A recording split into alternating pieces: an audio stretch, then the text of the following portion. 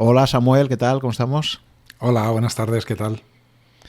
Oye, pues encantado de poder conversar contigo. La verdad es que soy un fiel lector de tu newsletter desde hace ya tiempo. Tu news se llama Suma Positiva, para aquellas personas que aún no la conozcan. Creo que has tenido un éxito fulgurante, ¿no? Porque creo que estás ya cerca de los 11.000 suscriptores, que cada sábado por la mañana, creo que la lanzas a las 7 de la mañana, ¿no? Cada sábado nos llega a la bandeja del buzón y bueno, creo que es una excelente forma que tenemos de poder repasar conceptos que en algunos casos ya habíamos leído y nos ayudas a recordarlos y analizarlos de una forma muy interesante, y en otros casos a descubrir temas completamente nuevos, ¿no? Entonces te felicito en primer lugar por ese éxito editorial que has tenido y por recuperar esa vieja tradición. O sea, creo que la newsletter junto con el correo electrónico quizás es de los elementos más de las digamos, aplicaciones más históricamente exitosas, y creo que se sigue demostrando esto del efecto Lindy aplicado también a este tipo de cosas, ¿no? Que a veces una cosa ya tan inventada como una newsletter puedes conseguir tener un público súper fiel, ¿no?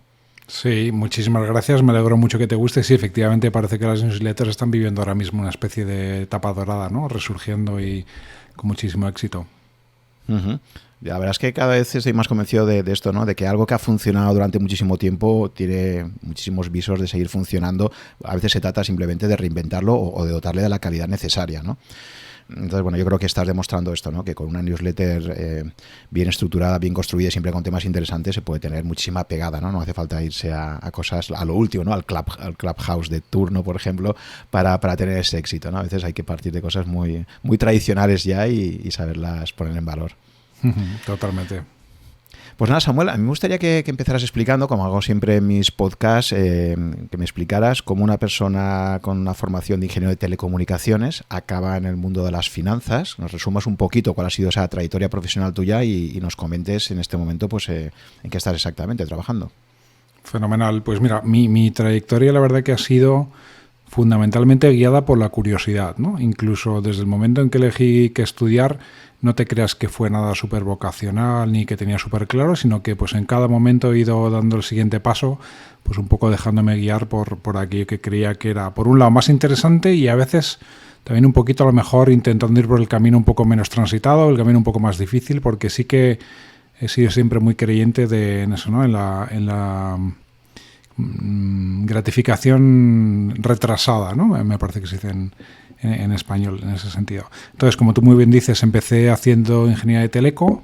A mitad de carrera, bueno, los 2 últimos años me fui a hacerlos a Alemania para tener la doble titulación, y ahí pues mi primer trabajo fue en consultoría tecnológica y un poco pues fue un salto muy natural porque encontré algo que está pues muy vinculado al tema del que yo he hecho el proyecto de fin de carrera, ¿no? En ese sentido. Bueno, estuve un par de años allí en Alemania, luego ya me volví para España, seguí haciendo consultoría y tuve la suerte pues de estar tanto en Londres como en India alguna temporada, lo cual pues la verdad que fue bastante divertido, pero bueno, pues tuve la sensación de que como que ese ciclo se acababa, y es cuando di el primer salto al mundillo financiero, ¿vale? Un cambio pues casi 180 grados. Empecé a trabajar en Iberdrola en la mesa de trading de derivados energéticos, ¿vale? Entonces, en mi caso, bueno, tampoco tenía tantos años de experiencia profesional, ¿no? Entonces siempre pues dar cambios es un poquito más fácil en ese sentido. Y luego también en Iberdrola tenía un compañero de la carrera, súper amigo mío además, que era uno de los responsables de esa mesa de trading, lo cual también pues obviamente ayudó un montón. Y buscaban a alguien pues con este perfil un poco más de modelos cuantitativos, programación, etcétera, ¿no? Para introducirlo en el arsenal de estrategias que tenían por aquel entonces, pues meter ese sabor un poquito más programático, cuantitativo, etcétera. Entonces ahí estuve pues también 4 o 5 años. Esto es más o menos, para que nos hagamos una idea, más o menos en 2008, o sea, plena crisis financiera, etcétera. Bueno, los mercados estos de derivados de energía son un poquito diferentes en ese sentido. Y la verdad que yo rápidamente, o sea, me pareció el primer año quizás pues una curva de aprendizaje apasionante, ¿no? Todo lo que era los mercados, las finanzas cuantitativas, los derivados, el Monte Carlo, el VAR, no sé qué, súper interesante. Pero una vez que recorrí un poquillo esa curva de aprendizaje, yo creo que rápidamente me di cuenta que lo que era hacer trading y mercados no era algo que me entusiasmase demasiado, ¿no? Por un lado era esa sensación de estar atornillado a la mesa y a la pantalla, ¿no? Mientras el mercado está abierto, esa sensación de esclavitud no me gustaba, y luego esa sensación un poco de juego de suma cero, ¿no? Que es el trading, ¿no? Que es que si yo gano es porque otro pierde, etcétera, etcétera, ¿no? Aunque no necesariamente hacíamos siempre mucho prop trading, ¿no? Por supuesto también hacíamos muchísima cobertura de riesgo, etcétera, etcétera, lo cual es un poquito diferente, pero bueno, unir esas dos cosas no estaba demasiado contento. Ahí ya, pues cuando entras en el mundo financiero, empecé a estudiar el CFA. Yo siempre he quedado un poquito pues en aquello que he estado haciendo, pues siempre he intentado buscar pues cuál es la mejor formación. Como nunca he tenido muchas veces de quién aprender, pues siempre he intentado buscar por fuera pues cuál es el patrón oro, ¿no? de esa disciplina, e intentar meterme un poquillo por ahí. Entonces empecé a estudiar el CFA, hice el primer nivel y bueno, ahí obviamente me abrió muchísimo los ojos en cuanto a lo que es el mundo de las finanzas en general, los mercados de equity, los de bonos, otras inversiones alternativas, etcétera. Y luego también, pues bueno, fruto también de esa, tenía la espinita clavada un poco de que quería hacer un MBA, y mientras que estaba en Iberdrola hice el executive de IS, y ahí es donde un poco unido a lo que había estudiado en el CFA, pues empecé a descubrir más sobre el mundo de la inversión en equity y en concreto ya sobre el mundillo del venture capital, ¿no? Entonces ahí yo creo que se me encendió un poco la bombillita, ¿no? De pues oye, venture capital pues aúna un poco todo lo que a ti te gusta, tecnología, la inversión en equity, además es un mercado primario, ¿no? Esto va mucho más de construir compañías que de no tradear en un mercado contra otro, sino estar construyendo nada. Entonces ahí la verdad que descubrí este mundillo, y luego, como en toda carrera profesional, pues la verdad que tuve suerte, ¿no? Y de hecho tuve suerte 2 veces. La primera vez porque alguien confiase en mí para dar este salto al mundo del venture capital sin tener ninguna experiencia, cuando ya pues acumulaba pues a lo mejor 7-8 años de experiencia profesional, que bueno, todavía es poco, pero bueno, ya va siendo algo, ¿no? Mucha gente ya está un poquito encarrilada o encauzada. Entonces tuve esa primera suerte, para la cual pues yo también obviamente hice algún sacrificio.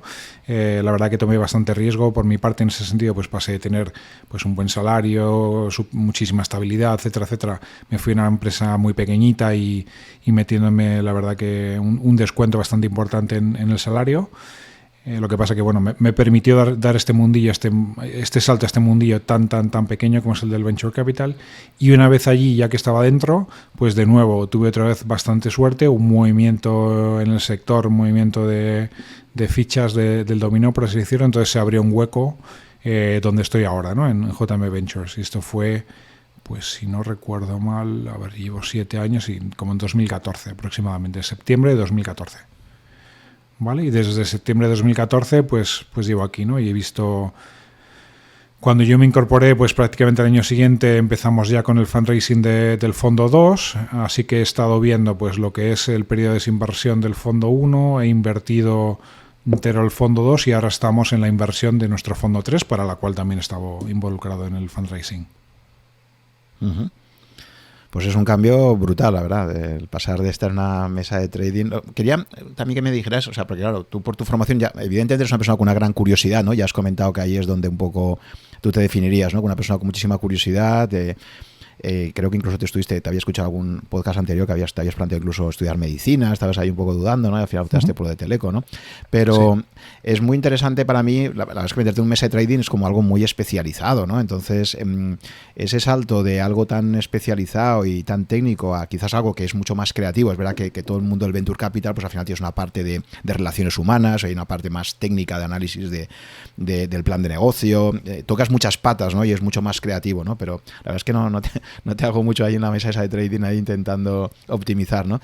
Es muy interesante porque te ha permitido conocer pues eso, dos mundos completamente diferentes, ¿no?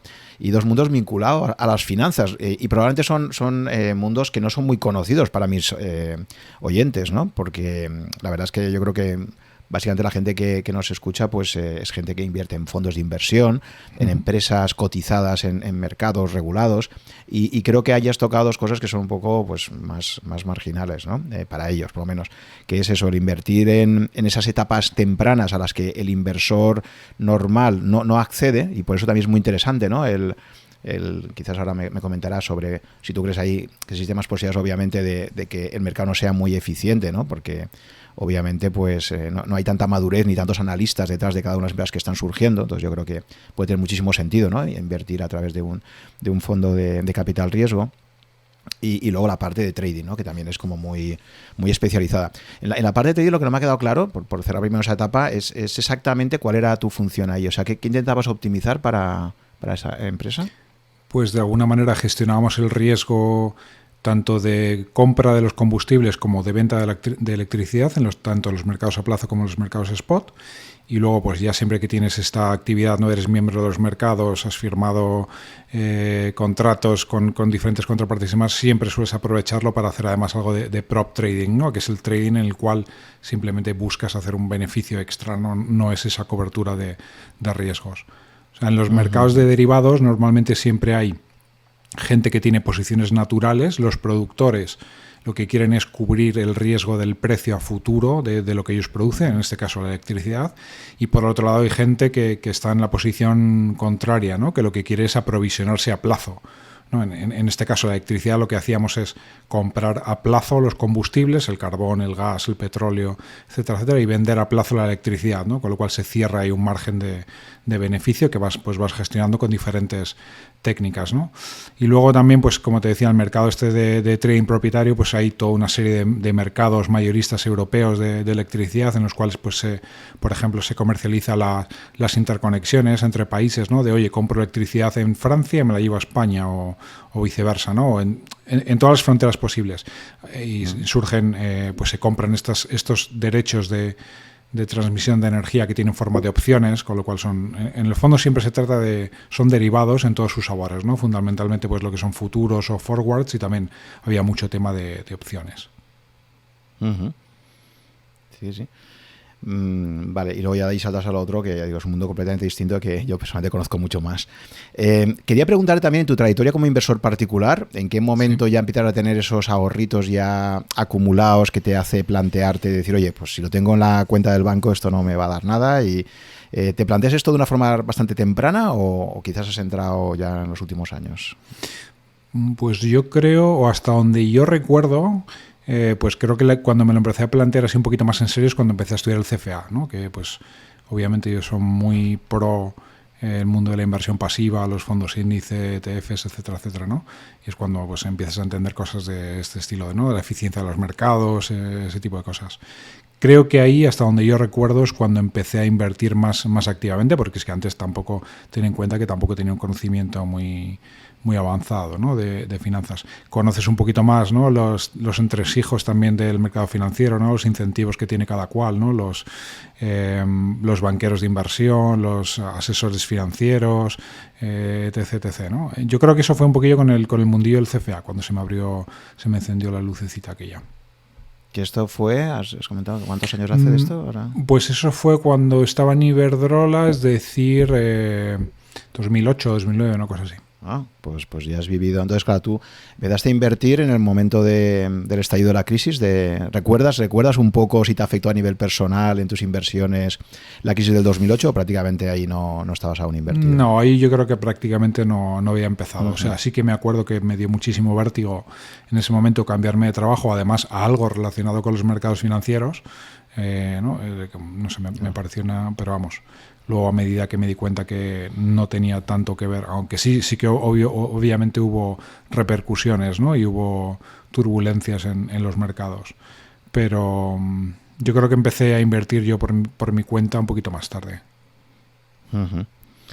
Vale, y dices que desde el principio no está, eso que has dicho de obviamente no es nada obvio, es decir que bueno, muchos de nuestros oyentes son muy gente, por ejemplo, muy de value investing o de stock picking y tal, ¿no? Y el tema de indexación no lo tienen tan claro. Entonces, sí que me gustaría que comentaras un poquito esto, ¿no? En tu caso, ¿por qué llegas a la conclusión de que probablemente la estrategia más interesante puede ser la indexación global?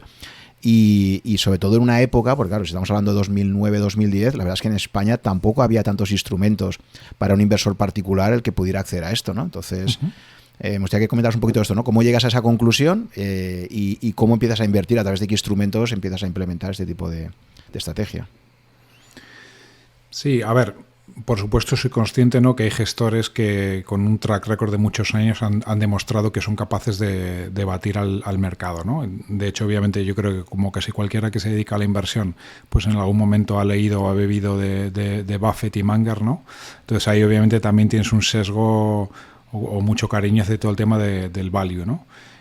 Yo además, por el sitio donde estoy, pues históricamente, bueno, tenemos el grupo Acciona, pues obviamente es propietario de Bestinver, con lo cual Bestinver también tiene una trayectoria value muy importante.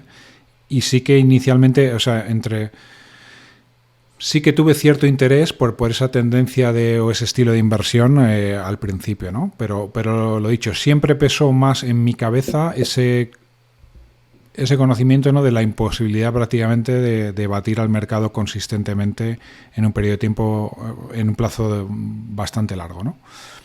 Entonces siempre creí mucho en el tema de la gestión pasiva, por eso, ¿no?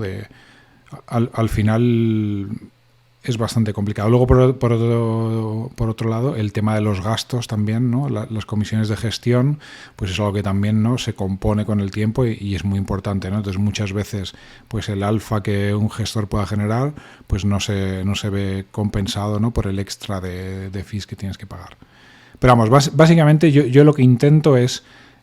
sé que lo más difícil de invertir con tu dinero propio es la parte emocional más que la racional, entonces intento hacer la estrategia que menos regret me causa, ¿no? En ese sentido, pues hago aportaciones periódicas mensuales, ya esté el mercado hundido o ya esté supuestamente en el pico del ciclo, como puede ser ahora, ¿no? Y también hago estrategias pasivas indexadas hacia todo el mundo, por eso, ¿no? Porque quiero quitarme cualquier tipo de remordimiento de no estar tomando las decisiones correctas. Soy muy creyente en eso de que es muchísimo más importante el tiempo en el mercado que lo de time the market, ¿no? No quiero saber cuándo está caro, cuándo está barato, porque sinceramente creo que nadie lo puede saber, ¿no? Entonces prefiero eso, pues jugar a muy largo plazo, cerrar aportaciones periódicas y básicamente cerrar los ojos. Que por cierto es una estrategia que sigo no solamente con acciones, sino que también sigo por ejemplo, con los criptoactivos, ¿no? Pues también sigo una estrategia bastante similar. Ahora entraremos en eso.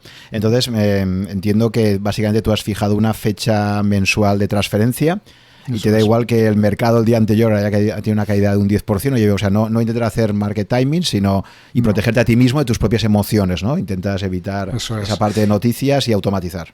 Sí, y luego no sé si a lo mejor es fruto también de que me dedico a la inversión de manera profesional, ¿no? Me da un poco pereza, no me atrae el tema de ponerme a estudiarme compañías cotizadas, ¿no? Sé que hay gente que le puede divertir mucho eso. Yo ya tengo bastante diversión en mi día a día, ¿no? Por eso que entiendo perfectamente, ¿no?, la gente que a lo mejor dice, oye, pues yo el 70% de mi capital lo voy a poner en una estrategia indexada, pero a mí esto me divierte tanto y quiero aprender tanto, no sé qué, que me voy a reservar un porcentaje pequeñito para hacerme yo una cartera, ¿no?, con mi stock picking o lo que sea. Lo cual me parece que también es bastante sensato en ese sentido, ¿no? Creo que, oye, pues el grueso de tu cartera probablemente lo haces con la estrategia más racional, pero oye, también creo que es importante satisfacer esa otra parte, ¿no? Esa otra ansia tuya o que te puede llevar a aprender muchísimas cosas, ¿no? Pues tú estudiar compañías, analizarlas, etcétera. Sí, el famoso play money, es decir, que sabiendo que todos tenemos esa tendencia a ser un poco ludópatas, ¿no? Y tenemos esa adrenalina que nos genera tal, pues bueno, actúa, o sea, no, digamos que, como decía Oscar Wilde, la mejor forma de vencer una tentación es caer en ella, ¿no? Pero cae en la tentación de una forma donde la pérdida máxima que puedas asumir pues sea algo gestionable, ¿no? Y no te vuelvas loco. El peligro es cuando la gente se va metiendo ahí, o sea, pues son muchísimas entrevistas que he tenido, esta frase típica de lo mejor que te puede pasar en bolsa es empezar perdiendo dinero, porque como empieces ganando dinero y cada vez te lo creas más, eso puede acabar fatal, ¿no? Y es el gran peligro que tiene cuando la gente se pone a invertir en épocas de bonanza, en épocas de viento a favor. Te tiras 3, 4, 5 años con mercados ascendentes, te crees ya que lo sabes todo y de repente te viene una caída y bueno, es tremendo, ¿no? Entonces yo creo que lo del play money es muy buena idea, porque al final es verdad que todos tenemos ese componente emocional, esas ganas de poder jugar un poco en los mercados, y si no te dotas de esos juguetitos, digamos, al final acabaremos buscándolo de una forma o de otra, ¿no? Y Y por tanto creo que me parece bastante interesante esa estrategia. Totalmente. Por ejemplo, la prueba de fuego, ha habido dos momentos en los últimos años que para todos los inversores noveles que llevan, digamos, por eso conociendo un mercado alcista del 2010, se han puesto un poco a prueba, ¿no? Y también te lo que quiero preguntar a ti, Samuel, ¿no? Y fue en diciembre de 2018 y en marzo, famosa caída de marzo del año pasado, 2020, como consecuencia del inicio de la pandemia, ¿no? Esos son los dos típicos momentos donde no solamente tú, sino tu entorno familiar, porque aquí yo siempre insisto mucho en eso, es decir, hay gente que lo puede tener clarísimo, pero tú al final pues tienes una pareja, tienes una familia, tienes un entorno, y entonces uno tiene que estar preparado no solamente para gestionarse a sí mismo y estar con esa convicción, sino que además contestar a las preguntas y enfrentarse a posibles conflictos familiares que surjan de, oye, pero ¿qué me estás contando, no? Esto que tenemos aquí invertido nos ha caído un 30%, un 40%, ¿no?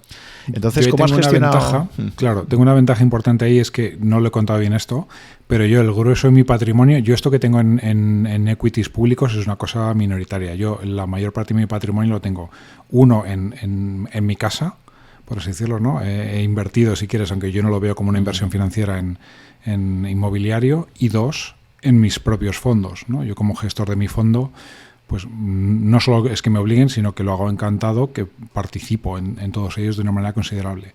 Y una cosa bonita, ¿no? del venture capital y de los mercados privados es justo eso, ¿no? Que normalmente se ve como una desventaja, pero en muchas veces yo lo considero una ventaja, que es esa falta de liquidez.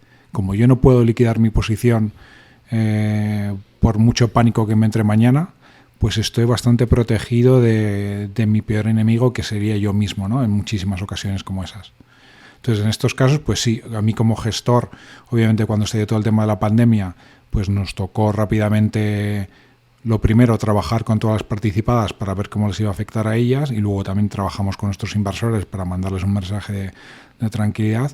Y luego en nuestro caso concreto, pues ha dado la paradoja o situación curiosa, ¿no? Que al final, como nosotros invertimos fundamentalmente en empresas digitales, pues todo eso en el fondo ha sido muy positivo, ¿no? Ha habido una aceleración muy clara de todo lo que es digital. Entonces, en ese sentido, al final, a la postre ha resultado positivo para el portafolio, pero efectivamente en marzo entonces pensábamos que el mundo se iba a acabar, ¿no? Y que había que ponerse a cubierto.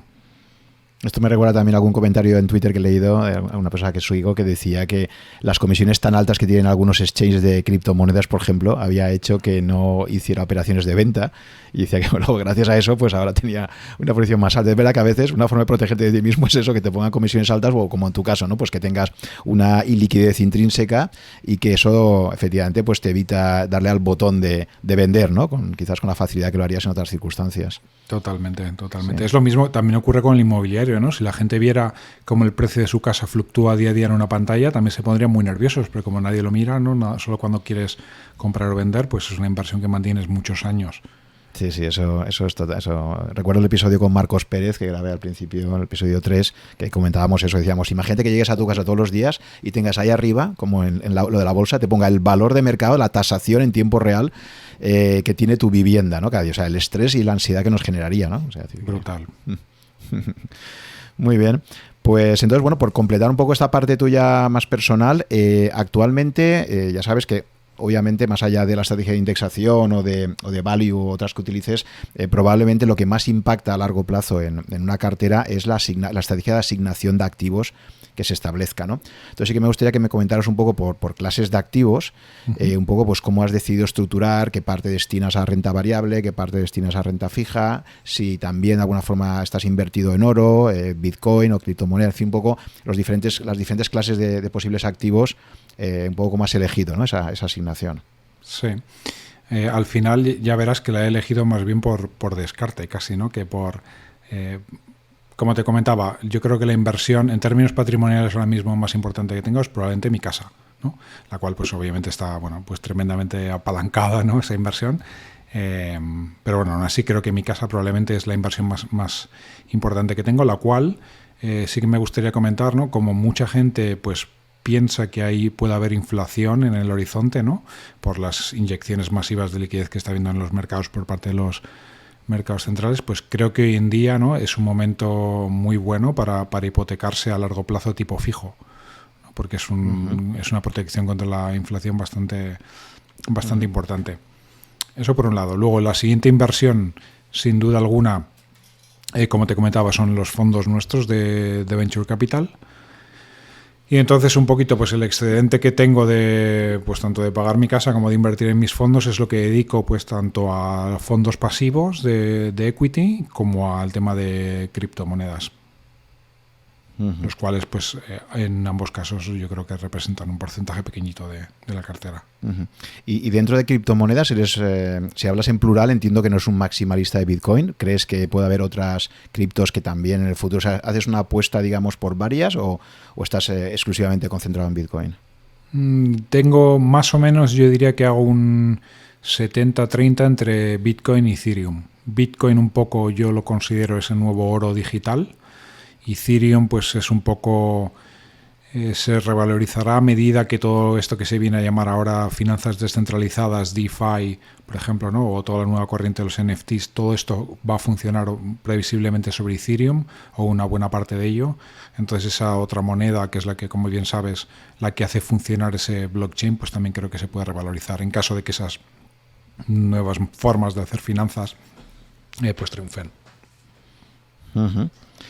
Vale, o sea que realmente estás en un sector también donde sabes que está pues la gente ya convencida y la gente pues que les mencionas criptomonedas y es casi como mencionar a Satán, ¿no? Es decir, que sabes que el sector financiero pues es como bastante radical en esto, ¿no? Es decir, yo he tenido entrevistados pues que ya digo que lo rechazan de forma absoluta, por no irnos muy lejos a los referentes de Warren Buffett y Charlie Munger, ¿no? Que te dicen que es peor que el veneno para ratas y tal, todo el tema que dicen no saben que es peor.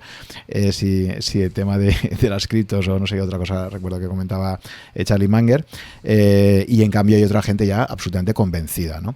Entonces te quería comentar también dentro de vuestros proyectos de Venture Capital si hay algún proyecto relacionado precisamente con toda la parte fintech y estáis tocando algo de esto. Sí, en criptomonedas somos inversores en una compañía que se llama Atani, que precisamente es una herramienta que te permite hacer trading de criptodivisas de la mejor forma posible. Eso significa que te interconecta con todos los mercados que hay para intercambiar este tipo de monedas y te facilita también todo el tema de la presentación de impuestos, además de darte herramientas pues, de análisis técnico, etcétera, etcétera, de momento. O sea que sí que... Yo creo ahí sinceramente respecto a lo que decías, ¿no? Es curioso, ¿no? Porque Warren y Charlie tampoco creen en el oro, ¿no? Lo cual también retrotrayéndonos a cómo empezamos la charla, me resulta ciertamente curioso, porque especialmente Munger es un conocedor muy profundo de la naturaleza humana, ¿no? Y el oro creo que es muy lindy, ¿no? O sea, la gente lleva invirtiendo en oro también, ¿no? Como depósito de valor, pues lleva funcionando, no sé decirte una cifra, pero decenas de años, ¿no? Sí, la verdad es que ellos tienen esa visión muy académica, me atrevería a decir, ¿no? Porque al final es verdad que en el mundo académico financiero sabes que el tema de que esto no lo considero un activo porque no tiene un rendimiento intrínseco, ¿no? Pues ellos dicen, el oro no me genera nada, simplemente es un depósito de valor. Eso sí, un depósito de valor que ha mantenido extraordinariamente bien ese valor, como sabes, desde la época de Diocleciano ahora, pues... si tú comparas el edicto de precios máximos de Diocleciano con lo que ahora te cuesta algo en oro, viene a ser un precio muy similar, ¿no? Entonces, así como el dinero fiat clarísimamente ha demostrado en estos últimos 51 años, o 50 ya, que no mantiene bien el valor, el tema del oro es completamente distinto, ¿no? Que para ellos ni creen en el oro ni ahora creen en las criptodivisas, evidentemente. Totalmente. Ya te digo, me resulta un poco chocante, ¿no? Pero es bueno, es un poco negar, como te decía, pues al final casi muchísimos otros activos alternativos que no producen rentas, ¿no? Vale. Pues si te parece ahora vamos a pasar ya a centrarnos en el núcleo central de este podcast, que básicamente consiste en comentar el libro de Rory Sutherland titulado en inglés Alquimia, ¿no? Alquimia, el sorprendente poder de las ideas que no tienen sentido, podríamos traducirlo así, ¿no? Lamentablemente el libro de momento no está traducido aún al español. Sí está ya curiosamente en portugués, por lo que he visto, pero en español no está. Pero es uno de estos libros que te impactan. A mí personalmente me lo leí, me gustó muchísimo, me pareció brillante, divertido. Y a raíz de eso recuerdo que en Rankia le pregunté a parte del equipo si lo había leído, que quería comentarlo. Y me planteé, como ya había hecho previamente un par de podcasts sobre la obra de Taleb, pues dije, quiero seguir con esta línea de comentar libros que me parecen muy interesantes para mis oyentes. Y dije, oye, pues sería genial encontrar a alguien con el que poder comentar el libro.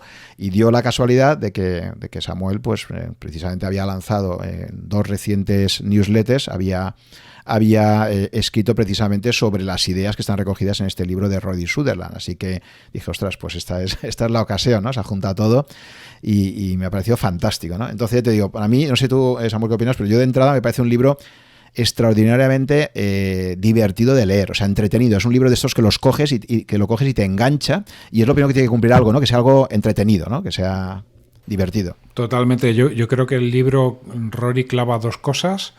Uno, el formato que tiene, ¿no? Como muy bien estructurado en 3 partes, luego cada parte en capítulos muy cortos que se consumen muy fácil, ¿no? En muy poco tiempo.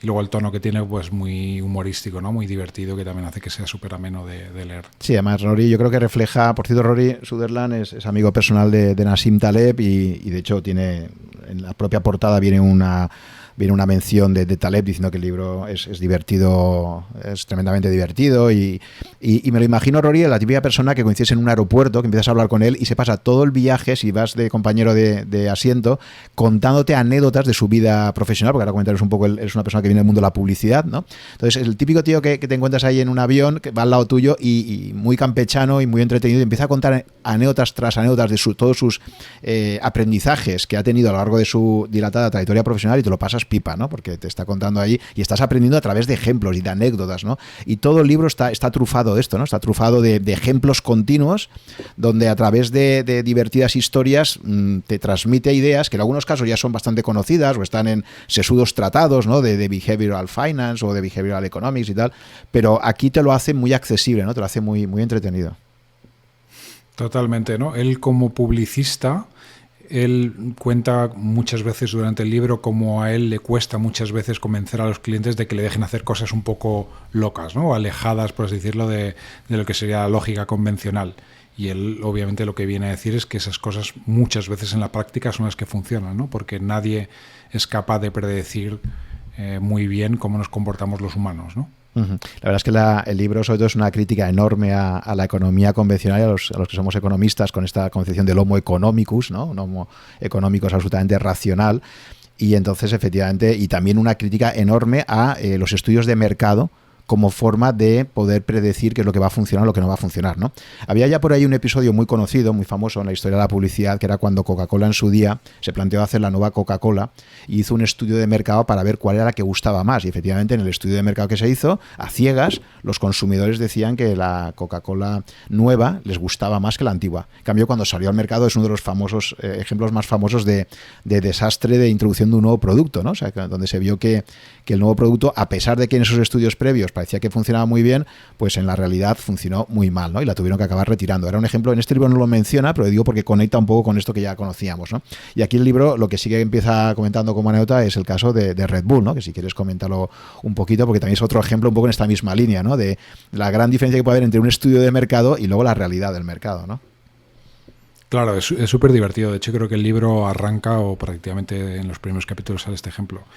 Básicamente, Rory lo que viene a decir es, si fueras el directivo de una multinacional de refrescos y tuvieras que lanzar algo para competir contra Coca-Cola, lo más seguro es que a nadie se le ocurriese lanzar algo que viene en una latita súper pequeña, que es mucho más caro que Coca-Cola y que además sabe fatal, ¿no? Que si te fijas es un poco lo que viene a definir Red Bull, ¿no? Y imagínate el éxito tan fulgurante que han tenido.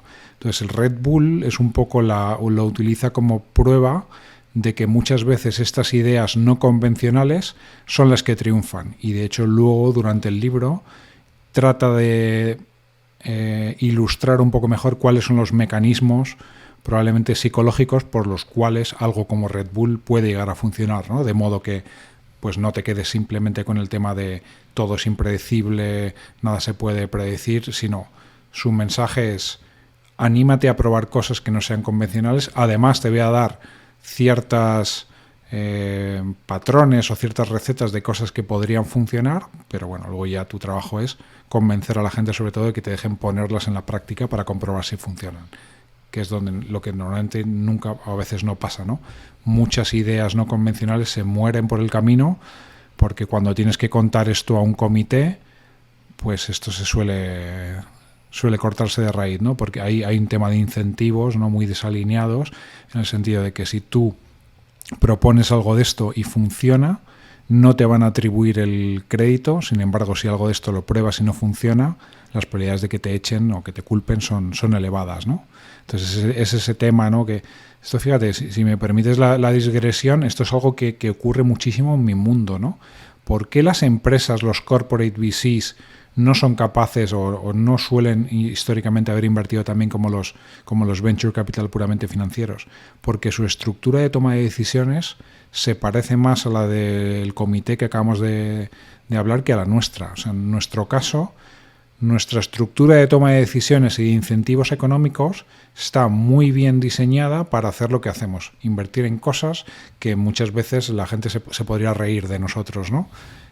Sin embargo, esto desde una gran empresa es muchísimo más difícil, muchísimo más complicado. Si tú tienes que convencer a 3, 4 personas de que quieres invertir en unos chicos de 28 años que están haciendo no sé qué cosa loquísima, pues las probabilidades de que no salgan son muy elevadas.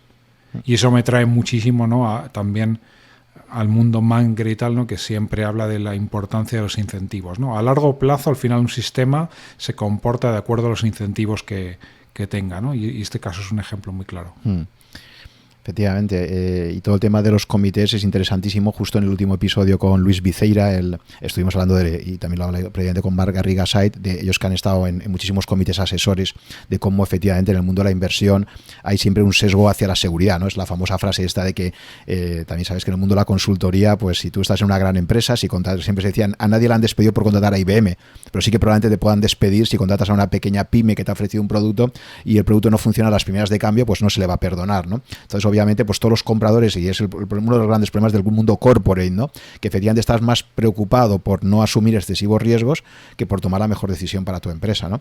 Yo recuerdo también muchísimo una anécdota de Steve Jobs, que también lo pongo siempre como un ejemplo de a veces cómo una empresa puede perder su liderazgo tecnológico precisamente por esa falta de liderazgo en el máximo nivel, ¿no? Comparando Sony con Apple. En el caso de Apple, recuerdo cuando Steve Jobs vuelve a Apple en el año, creo que fue 97 o 98, y saca el iMac con el ASA. Entonces, claro, el departamento de hardware de Apple le dice, pero vamos a ver, Steve, tú estás loco, esto nos va a costar mucho más dinero, tiene una dificultad de fabricación, etcétera. Pero claro, Johnny Ive y él habían visto que eso le daba un toque humano a coger ese iMac y dice, sí. Y al final hubo un debate muy fuerte y por el tema de costes y de todo, y al final dijo, ¿sabéis por qué se va a hacer? Pues yo soy el nuevo CEO, el consejo ha encargado que yo sea el que lidera Apple, así que tomo yo la decisión y asumo todo el riesgo, ¿de acuerdo? Claro, son Sony, y además empresas japonesas ya sabes que son especialmente conservadores y que allí los comités, pues es algo que eso en Sony habría sido imposible, y eso que Sony para muchísimas cosas estaba muy bien posicionada, ¿no? Entonces, bueno, pues este es un buen ejemplo de lo que estás diciendo, ¿no? Efectivamente, de que el peligro de los comités y el peligro de intentar siempre buscar la aprobación, ¿no? Y como esto muchas veces te frena. Por eso a mí también me gusta mucho Jeff Bezos, porque creo que él dentro de lo que es Apple ha instaurado esa política de si no te equivocas mucho, probablemente es que no estás tomando demasiadas decisiones. Y intentando precisamente transmitir esto, ¿no? De, oye, no pasa nada por equivocarse, ¿no? Siempre que la limitación de la pérdida, no, o sea, que no pongas en peligro la empresa, ¿no? Por tu equivocación, ¿no? Pero el crear esa cultura proclive al riesgo o crear una cultura donde lo más importante es protegerte de cualquier cosa mala que pueda pasar, efectivamente yo creo que marca las diferencias, ¿no? Especialmente en el mundo tecnológico. Totalmente de acuerdo. Uh-huh. Entonces, vale, pues volviendo al libro, vamos, si te parece, como has hecho precisamente 2 newsletters explicando un poco las principales ideas que te había sugerido el libro, si te parece, puedes empezar comentando un poco lo que para ti serían los puntos, las ideas centrales, ¿no? Que has extraído, ¿no? Como conclusiones personales de la lectura. Sí. Creo que para mí una de las principales es la que ya hemos mencionado, que muchísimas cosas no se pueden probar, no se puede saber a priori si van a funcionar o no, y hay que probarlas para saber si funcionan. Entonces, atrevámonos todos a hacer más cosas, ¿no? Como muy bien dice Rory, me parece que es la frase, no todo lo que funciona tiene sentido y no todo lo que tiene sentido funciona, ¿no? Así que hay que ser que tener esa mentalidad un poco más abierta, ¿no? Y más de experimentación, de cómo de forma muy controlada pues se tienen que lanzar experimentos y ver qué sucede en la realidad, porque los seres humanos somos sistemas complejos, ¿no? Y las economías son sistemas complejos de sistemas complejos, ¿no? Entonces la complejidad se va a ir componiendo de alguna manera. Entonces, de alguna forma son impredecibles, es importantísimo ver qué ocurre en la práctica. Luego, por otro lado, él ya básicamente el grueso del libro lo dedica a explicar que muchos comportamientos que, según los modelos de racionalidad clásicos, son irracionales, vistos con la óptica concreta, son tremendamente racionales. ¿Y qué ocurre? Los modelos, para ser útiles, o sea, tú tienes las leyes de la física, ¿no? Y tú sabes, utilizas la ley de la gravedad para diseñar un puente, y lo bonito de la ley de la gravedad es que es independiente del contexto, por así decirlo, ¿no? O sea, la física es la que es aquí o en Taiwán, y cuando construyes un puente de hormigón, el hormigón, por suerte, no tiene sentimientos, ¿no? Sin embargo, con las personas es todo lo contrario. Las personas somos animales sociales, entonces todas las decisiones que tomamos siempre tienen que ser entendidas en ese contexto social, ¿no? Si algo ha separado a las personas del resto de animales es nuestra habilidad para cooperar con los demás, ¿no? Y ahí ya, si quieres, me voy a la primera familia de comportamientos que Rory identifica como tremendamente racionales, aunque irracionales de acuerdo a los modelos, que es la señalización, ¿no? O el signaling en inglés. Los seres humanos, como te decía, hemos proliferado básicamente por nuestra capacidad para interactuar, para hacer intercambios con extraños, ¿no? Sin embargo, para poder hacer eso, a su vez hemos desarrollado toda una serie de mecanismos que impiden o que hacen más difícil que este extraño nos engañe a la primera de cambio, ¿no? Entonces, todos esos mecanismos son lo que se llama señalización, que básicamente consisten en que previa a una transacción alguien tiene que haber invertido mucho tiempo, esfuerzo, dinero en algo, en simplemente mostrar que si se va a aprovechar de esa otra parte en esa transacción, él va a salir perdiendo más que esa otra persona, ¿no? Entonces, ejemplos muy claros de ello. Pues un ejemplo que menciona Rory en el libro, por ejemplo, es los taxistas en Londres, a día de hoy, en el cual todos tenemos un GPS en el coche, les obligan a estudiarse de pe a pa el callejero londinense y a sacarse el examen con eso. ¿Por qué? Pues porque el que tiene que invertir 2-3 años de su vida en aprenderse el callejero, aprender ese examen, si luego es pillado cometiendo alguna infracción, le van a expulsar, ¿no? Con lo cual ha hecho una inversión muy grande, la cual se transforma en confianza, de forma que tú sabes que vas a coger un taxi negro en Londres y las probabilidades de que te estafen son muy bajas, ¿no? Por no decir casi nulas. Otro mecanismo que, si quieres, lo ligo más a mi mundillo, a lo que hemos hablado antes, en Bitcoin, y esto a lo mejor a mucha gente le suena chino, pero hay un mecanismo que se llama el Proof of Work, que es que para que los mineros puedan escribir algo en la base de datos que gestiona todas las transacciones que se han hecho con Bitcoin, tienen que invertir unas cantidades importantísimas de energía y, por lo tanto, dinero para poder escribir. De manera que se genera una dinámica de incentivos en la cual, si tú quisieras corromper al sistema, por así decirlo, el coste en el cual tienes que incurrir es mayor que el beneficio que sacarías de ello, ¿vale? Otro ejemplo también, si tú vas a una tiendecita de barrio y tiene un cartelito que te dice, oye, establecida en 1950, ¿no? Pues tú inconscientemente, porque una de las cosas importantes de todos estos mecanismos es que operan de forma inconsciente o subconsciente, tú no te das cuenta, pero tu cerebro está continuamente rastreando todo ese tipo de señales en el ambiente y en los demás para interpretarlas y saber si esa persona te va a engañar o no. Entonces, si tú vas a una tiendecita y ves que lleva ahí operando 50 años y que es una tiendecita de barrio en la cual para subsistir pues tienen que ir los lugareños ahí continuamente a hacer su comprita, ¿no? Pues la probabilidad también de que esté estafando a la gente es muy pequeña, ¿no? Pero lo interesante es que toda esa lectura tú la sacas del ambiente de alguna manera subliminal, ¿no? Casi, si quieres. O lo mismo, cuando una compañía sale en televisión, pues hay veces que las campañas de publicidad en la televisión ni siquiera te muestran el producto, ¿no? Acordaros de esta campaña de BMW, la de Te gusta conducir, ¿no? Que salió una persona con el brazo por la ventanilla, ¿no? Bueno, te evocan otras cosas, ¿no? Que quizás juegan también a asociarte sensaciones positivas con el producto, pero muchas veces las campañas de branding simplemente lo que quieren operar en tu cabeza es decir, oye, esta gente está gastándose un montón de dinero simplemente en darse a conocer o en generar esa confianza, ¿no? Luego, no creo que puedan estafarme a la primera, ¿no? Sí, por ejemplo, las marcas. Sí, perdona, por poner un comentario adicional, lo que has comentado de los taxistas me parece que es exactamente lo mismo que aplica en los estudios reglados, ¿no? En los estudios, el hecho, por ejemplo, una titulación como la tuya, Ingeniería de Telecomunicaciones, que típicamente tiene un numerus clausus más alto, señaliza que esa persona que ha estado estudiando por lo menos ha tenido una disciplina de trabajo, aparte de sus cualidades innatas, de inteligencia, etcétera, pero sobre todo disciplina, esfuerzo, etcétera. Y de alguna forma es un poco como lo mismo que decías del taxista, ¿no? Es decir, que te está señalizando como una señal costosa, aunque sepas que todos tus estudios no tengan mucha relación con el tipo de trabajo que vais a realizar, pero si la persona que va a contratar considera que el esfuerzo que has puesto para conseguir esa titulación es elevado, pues es como tu prueba también de trabajo, ¿no? De decir, oye, aquí he metido un esfuerzo, he demostrado esto y estoy señalizando que no te estoy vendiendo algo barato, ¿no? Sino que realmente hay un esfuerzo ahí comprometido previamente, ¿no? Creo que es un poco la misma idea, ¿no? Totalmente. Básicamente la señalización lo que hace es sacrificas eficiencia en el corto plazo, porque esto también va de cuando vas a un restaurante, ¿no? Por ejemplo, y te regalan el postre o te regalan algo, ¿no? Tú estás percibiendo que esa gente se está dejando euros en el camino con el fin de establecer una relación a largo plazo contigo, ¿no? Entonces, ¿qué mejor forma de averiguar que esa persona no se va a aprovechar de ti a la primera, ¿no? Que tener esa sensación, ¿no? Que solo quiere ganar dinero contigo en el largo plazo. Entonces es un mecanismo súper interesante en el cual sacrificas eficiencia y lo intercambias por confianza, ¿no? Que al final la confianza pues es al final el lubricante de cualquier transacción, ¿no? Sin confianza pues es muy, muy difícil que se provoquen. Un ejemplo probablemente de lo contrario, ¿no? Sería las típicas, lo que se llama las trampas para turistas, ¿no? Sabes que hay determinados tipos de establecimiento que tú ya lo sabes, ¿no? Que esos establecimientos viven vas a la Plaza de San Marcos en Venecia, sabes que te van a cobrar, no sé, 12 euros por un café, porque no vas a volver nunca ahí, probablemente, ¿no? Uh-huh. Entonces es probablemente el ejemplo contrario de lo que serían los mecanismos de señalización. Sí, por ejemplo, otro ejemplo también típico, hablando de restaurantes turísticos, ¿no te ha pasado a ti que pasas por una zona turística y estos típicos sitios que sale la persona que está en la entrada del restaurante a decirte, ¿quieren pasar?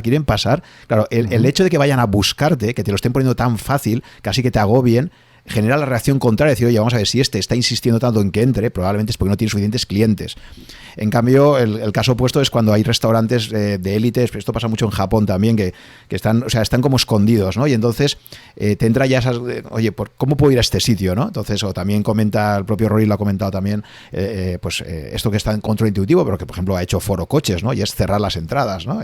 Oye, pues si tú quieres acceder a este foro, te lo voy a poner fácil, ¿no? Voy a crear una escasez artificial, voy a hacer que esto sea difícil de conseguir y también te estoy señalizando pues que el entrar ahí no es una cosa que pueda tener cualquiera, ¿no? Puede parecer contraintuitivo, pero el exceso de facilidad puede acabar creándote más problemas que lo contrario, ¿no? Totalmente. Y efectivamente, lo que tú decías es un ejemplo como a veces de un exceso de señalización también es negativo, ¿no? O sea, es una materia y es un equilibrio delicado, ¿no? En el cual, porque efectivamente a esa persona que ha contratado, me parece que los llaman tiraflechas, ¿no? O cupidos, no sé cómo lo llaman, a la gente esta que te intenta captar por la calle para que entres al supermercado.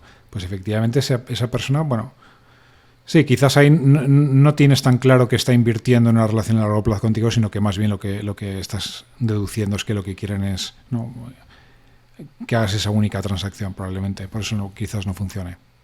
Uh-huh. Muy bien. Pues más cosas relacionadas con señalización que te interese destacar de toda la parte de aquí. Por ejemplo, ¿no? Hemos hablado al principio, ¿no?, sobre la newsletter que yo tengo. Pues fíjate, esto me ha dado a mí, es una manera muchas veces, o no sé si luego me vas a preguntar, ¿no?, pero si no lo tratamos ahora. ¿Qué es para mí la newsletter? Pues la newsletter para mí es como ese mecanismo también de señalización a los emprendedores, ¿no? Cuando nosotros invertimos en una compañía, pues hay muchísima asimetría de información respecto de la compañía. O sea, el emprendedor sabe muchísimo más de la compañía que lo que sé yo y me puede estar ocultando información. Y a la inversa, el emprendedor tiene muchísimo desconocimiento de cómo puedo ser yo como persona, ¿no? Y al final estamos entrando en una relación de muy largo plazo de la cual es súper difícil salir, ¿no? Es más fácil divorciarse probablemente de tu pareja que romper un contrato de inversión. Entonces, yo utilizo la newsletter, pues eso, como mecanismo también de de señalización a los emprendedores, de reducir un poco esa simetría de información. Intento que me conozcan un poco más, que vean, pues, es una persona que es curiosa, que intenta honrar sus compromisos, no sé, quizás también funcione desde ese punto de vista. Totalmente. Y además, quiero que esto además cada vez pasa más en el mundo laboral, incluso, no ya para que te inviertan, sino para que te contraten. Es decir, cada vez más hay una simetría, porque si no también la persona que se presenta a una entrevista de trabajo tiene la sensación de que es la persona que tiene que contar todo lo que ha hecho, etcétera, pero no sabe realmente la empresa que hay enfrente quién es, ¿no? Entonces creo que cada vez más, si quieres atraer verdadero talento, tienes que hacerlo por ambas partes, y por eso cada vez más las empresas pues tienen ese blog de empresa, o los líderes de esas empresas. Estoy pensando, por ejemplo, en Basecamp, ¿no? Como uno de los ejemplos de mayor éxito, ¿no? Donde los fundadores, Jason y David, pues siempre están hablando de su cultura de empresa, de sus cosas y tal, y eso hace que también cuando sacan una oferta de empleo se peguen por entrar ahí, ¿no? Entonces, cada vez más, efectivamente, esa transparencia a la hora de contar pues cómo ves el mundo, en tu caso en la newsletter, para captar posibles empresas que quieran invertir con vosotros, como ya digo, de forma más general en el mundo profesional, pues creo que efectivamente es intentar dar esa simetría de información por ambos lados, ¿no?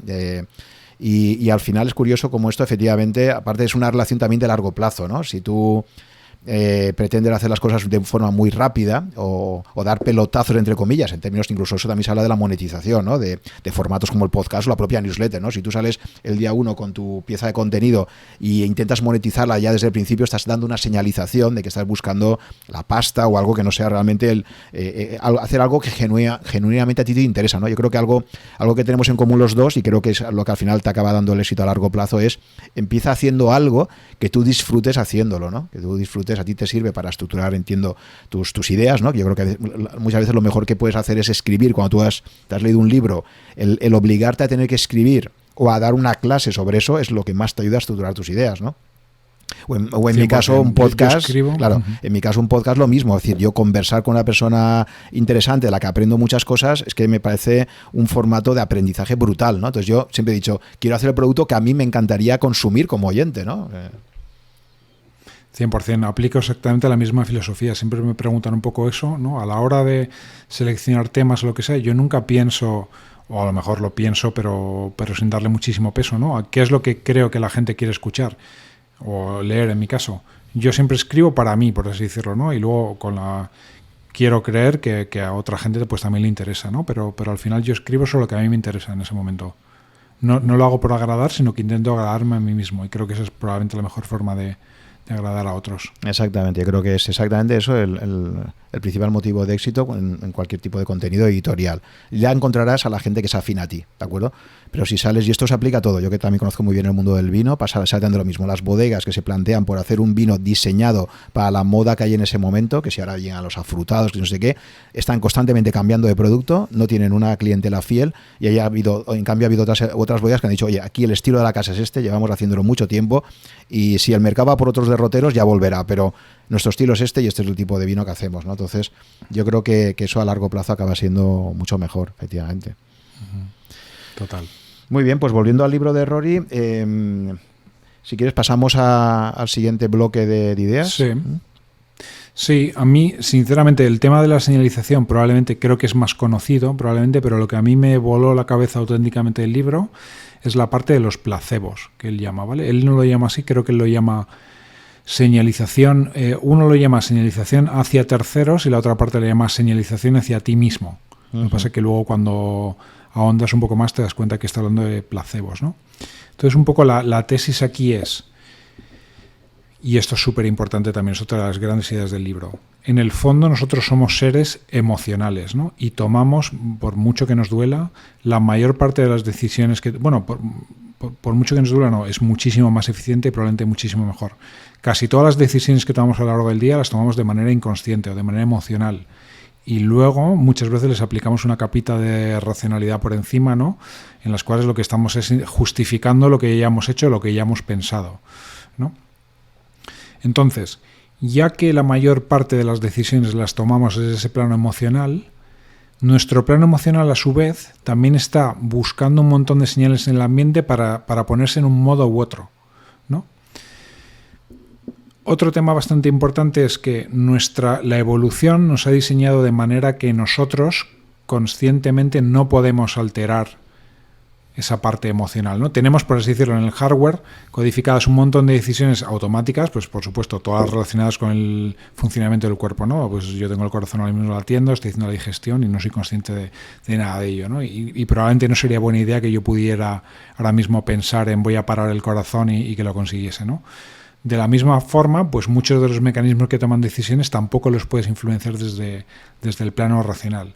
Sin embargo, con el tiempo, pues las personas hemos aprendido un poquito a hackear este sistema, si quieres, ¿no? Y nos hemos dado cuenta que haciendo ciertas cosas de forma consciente y racional, somos capaces de tener una influencia en ese plano más irracional, si quieres, ¿no? Entonces, el primer ejemplo más claro de ello son los placebos en medicina, por así decirlo, ¿no? O casi todo el mundo que escucha la palabra placebo, lo primero que le viene en la mente es la medicina, ¿no? Que es, pues seguro que todo el mundo lo sabe, pero por si alguien no lo sabe, es cuando te administran una sustancia que no tiene realmente ningún efecto médico. Muchas veces tú no eres consciente de ello, te crees que te estás tomando algo que realmente sí lo tiene y te acabas curando, curiosamente, ¿no? Cuando se hacen tests AB en medicina, ¿no? Pues al grupo de control no se le administra nada y a los otros sí que les administra. Bueno, en definitiva, lo que está ocurriendo ahí realmente es que lo que te está curando es que tu sistema inmunitario realmente se pone a trabajar a toda máquina, ¿no? Pero la naturaleza, que es muy sabia, solamente hace esto si intuye que estás en un entorno en el cual ese incremento de gasto energético no va a producir que te mueras mañana, ¿no? Porque no encuentras el alimento suficiente o porque estás demasiado cansado y te va a comer el león en la selva, ¿no? Entonces, los placebos, lo que se ha demostrado es que te inducen a pensar que estás en un estado ambiental, por así decirlo, de abundancia, en el cual no te va a faltar de nada, con lo cual tu sistema inmunitario se pone a trabajar a tope y es capaz de curarte. Obviamente esto no es la panacea, ¿no? No vas a curarte de todo con placebos. Sin embargo, a mí eso sí que, y esto es un poco al margen del libro, ¿no? Siempre me ha parecido curiosísimo cómo se demonizaban cosas como la homeopatía, ¿no? Sé que aquí me estoy metiendo en un charco bastante serio, ¿no? Pero pues yo nunca lo he entendido, la demonización. Obviamente entiendo que se demonice cuando alguien acude a la homeopatía y no va a la medicina tradicional y pretende curarse de cáncer con homeopatía y te acabas muriendo, que de hecho algo parecido le pudo pasar a Steve Jobs, que mencionábamos antes. Pero sin embargo, para cosas menores, lo que sea, si la gente acude a la homeopatía y les funciona, pues no entiendo la verdad dónde está el problema en tomar agua, ¿no? con sabores, y a ti eso te va bien. En fin, lo dicho, los placebos, recuperando el punto, lo que son conductas o cosas que hacemos de manera consciente con el fin de influenciar en nuestro subconsciente y que eso, de alguna manera, altere nuestra manera de decidir o de actuar. Otro ejemplo que pone en el libro que me gustó muchísimo es la parafernalia militar, ¿no? La gente, y esto es el saber popular, al final el refranero español también captura una cantidad de conocimiento increíble, ¿no? Tú a una persona le pones un uniforme y le rodeas de gente en uniforme, inmediatamente se cree más valiente y va a volverse más solidario, ¿no? Es porque tenemos tan asociado ese imaginario, esos sonidos de los desfiles, de las marchas militares, etcétera, que te inducen a entrar en un estado emocional y mental diferente, ¿no? Otro ejemplo que pone en el libro que me gusta bastante: cuando tienes 14 o 15 años, ¿no?, y vas a salir a ligar a la discoteca, pues la gente, ¿no? Tanto las chicas como los chicos, pues pasan incontables horas eligiendo qué ropa se ponen, maquillándose, etcétera, etcétera, ¿no? Y eso, aparte de, obviamente, pues que el resultado final sea mejor, pues probablemente lo que están es ellos entrando en un estado de confianza en sí mismos mayor, que probablemente es mucho más significativo que en el efecto final que se vean más guapos o menos guapos, ¿no? Entonces, hay muchísimos placebos. El Red Bull es un placebo, ¿no? También. ¿Por qué es un placebo? Porque también en los placebos, y ya yendo un poco más en detalle, nosotros lo que tendemos es a valorar, como tú decías al principio, lo escaso, lo que tiene casos de uso muy específicos, etcétera, etcétera, ¿no? Entonces, tú cuando te tomas un Red Bull, que dices, joder, esto está malísimo, pues es que realmente me tiene que despejar y me tiene que dar alas, ¿no? Realmente, pero es que si no lo habrían hecho con un sabor mejor. Eso es el razonamiento que inconscientemente está operando en tu mente, ¿no? Y dirás, joder, si esto, ¿no?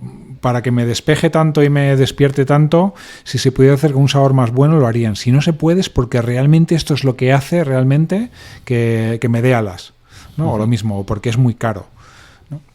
Muchísima gente también afirma, y no es que afirme, es que será la realidad probablemente, que cuando se compran los medicamentos de marca les son más eficaces que los genéricos, cuando químicamente son indistinguibles, ¿no? Pero el mero hecho de pensar que estás pagando más por algo ya te induce a ti a pensar que es más efectivo. Otro ejemplo que ponía en el libro muy, muy divertido, ¿no? Que no sé qué medicamento, no me acuerdo cuál era. Básicamente te lo tomabas para curarte de resfriados, lo que sea, y te daba muchísima somnolencia, lo cual a priori es algo indeseable, ¿no?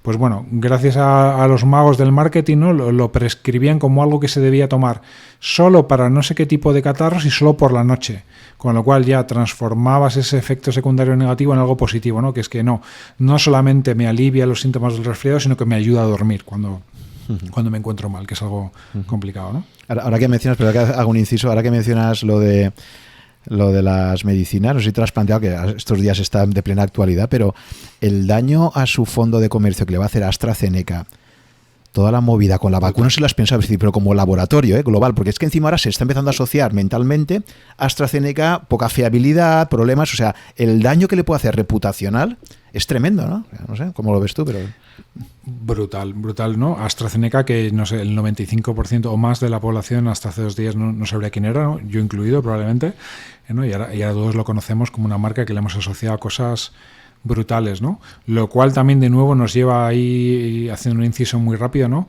¿Por qué los políticos han sido tan rápidos en paralizar las vacunaciones? Porque en política, de nuevo, un acto de comisión, ¿no? Te ves mucho más penalizado por un acto de comisión que por un acto de omisión.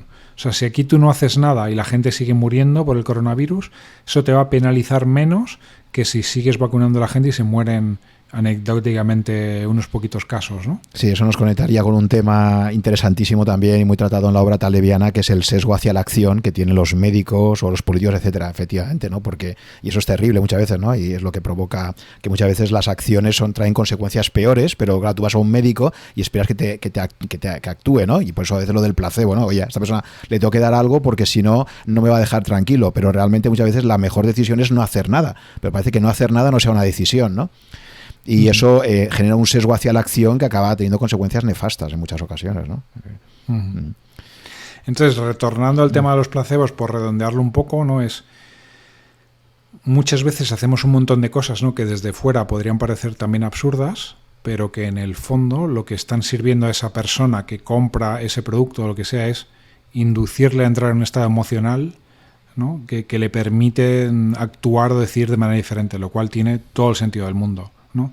Por ejemplo, muchas veces se critica a alguien, no sé, este tío qué tonto es que se ha comprado un Ferrari, ¿no? ¿Qué quiere señalizar? ¿Lo rico que es? Pues bueno, sí, por una parte quiere señalizar estatus, no sé qué, que también tienes asociado pues a muchísimas otras cosas, ¿no?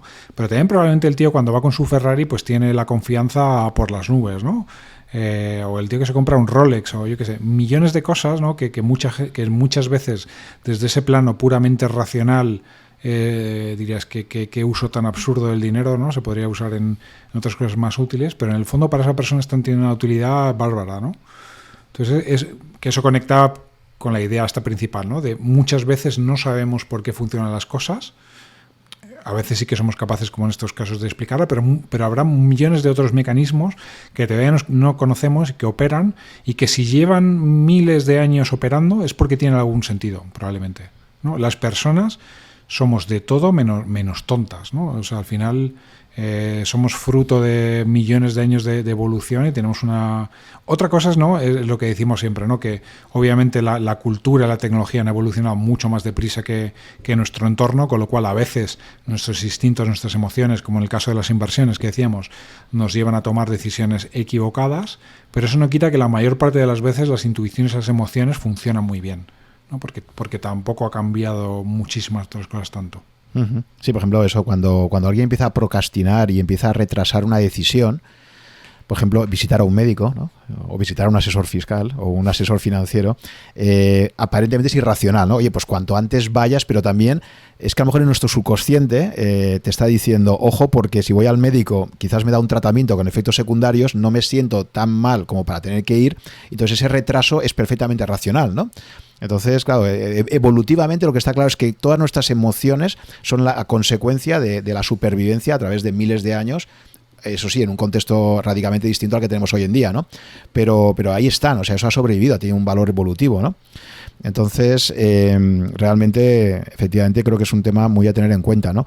Al respecto, ¿qué opinas tú de todo el tema conectado con esto de los empujoncitos que propone, o nudge, ¿no? Que propone Richard Taylor, ¿no? Porque es un poco como decir, oye, nosotros estamos programados de esta forma, vamos a dotarnos de generar unos incentivos artificiales para que la gente acabe haciendo aquello que aparentemente va a ser bueno para ella, ¿no? Pero claro, eso entra un poco, choca un poco con esto, ¿no? Es decir, oye, si tú de forma natural tienes cierta tendencia a retrasar el visitar al médico por ciertos miedos, etcétera, el dar el empujoncito, ¿tú consideras que es algo realmente adecuado o también tiene sus peligros?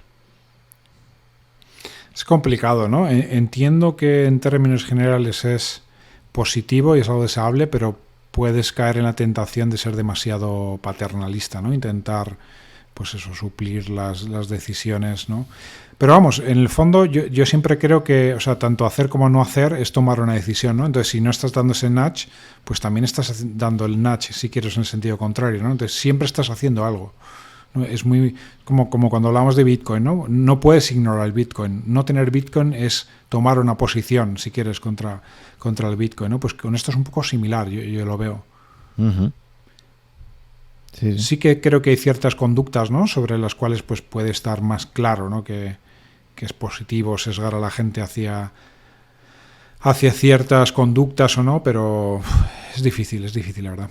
Uh-huh. Y es lo que tú dices, yo creo que hay detrás un paternalismo implícito que muchas veces, si no está tan clara esa decisión, es decir, una persona que está dudando invertir porque le da miedo esa inversión, porque se conoce bien, etcétera, pues el darle el nas de, hombre, no, venga, va, este dinero lo tienes que poner a trabajar, es total, o sea, empujarle un poco a eso, como luego acabe ocurriendo que tenga unas pérdidas significativas para las que no estaba preparado psicológicamente, le has metido en una situación para la que no estaba preparada, ¿no? Y probablemente está un poco, es como la persona que, oye, no, venga, va, tírate desde este trampolín, oye, pero es que veo que aquí hay 3 metros de altura, ¿no? Pero no te preocupes, venga, con un empujoncito, venga, que... Y entonces, no sé, es un poco forzar la máquina y eso puede provocar al final problemas también importantes, ¿no? Entonces... Totalmente. Vale, pues seguimos con los contenidos. Si te parece, ¿quieres comentar algo más de la parte esta de hacking? Como él lo titula este apartado como hacking subconsciente, ¿no? Un poco la parte esta de señalización a nosotros mismos, que comentabas de placebo.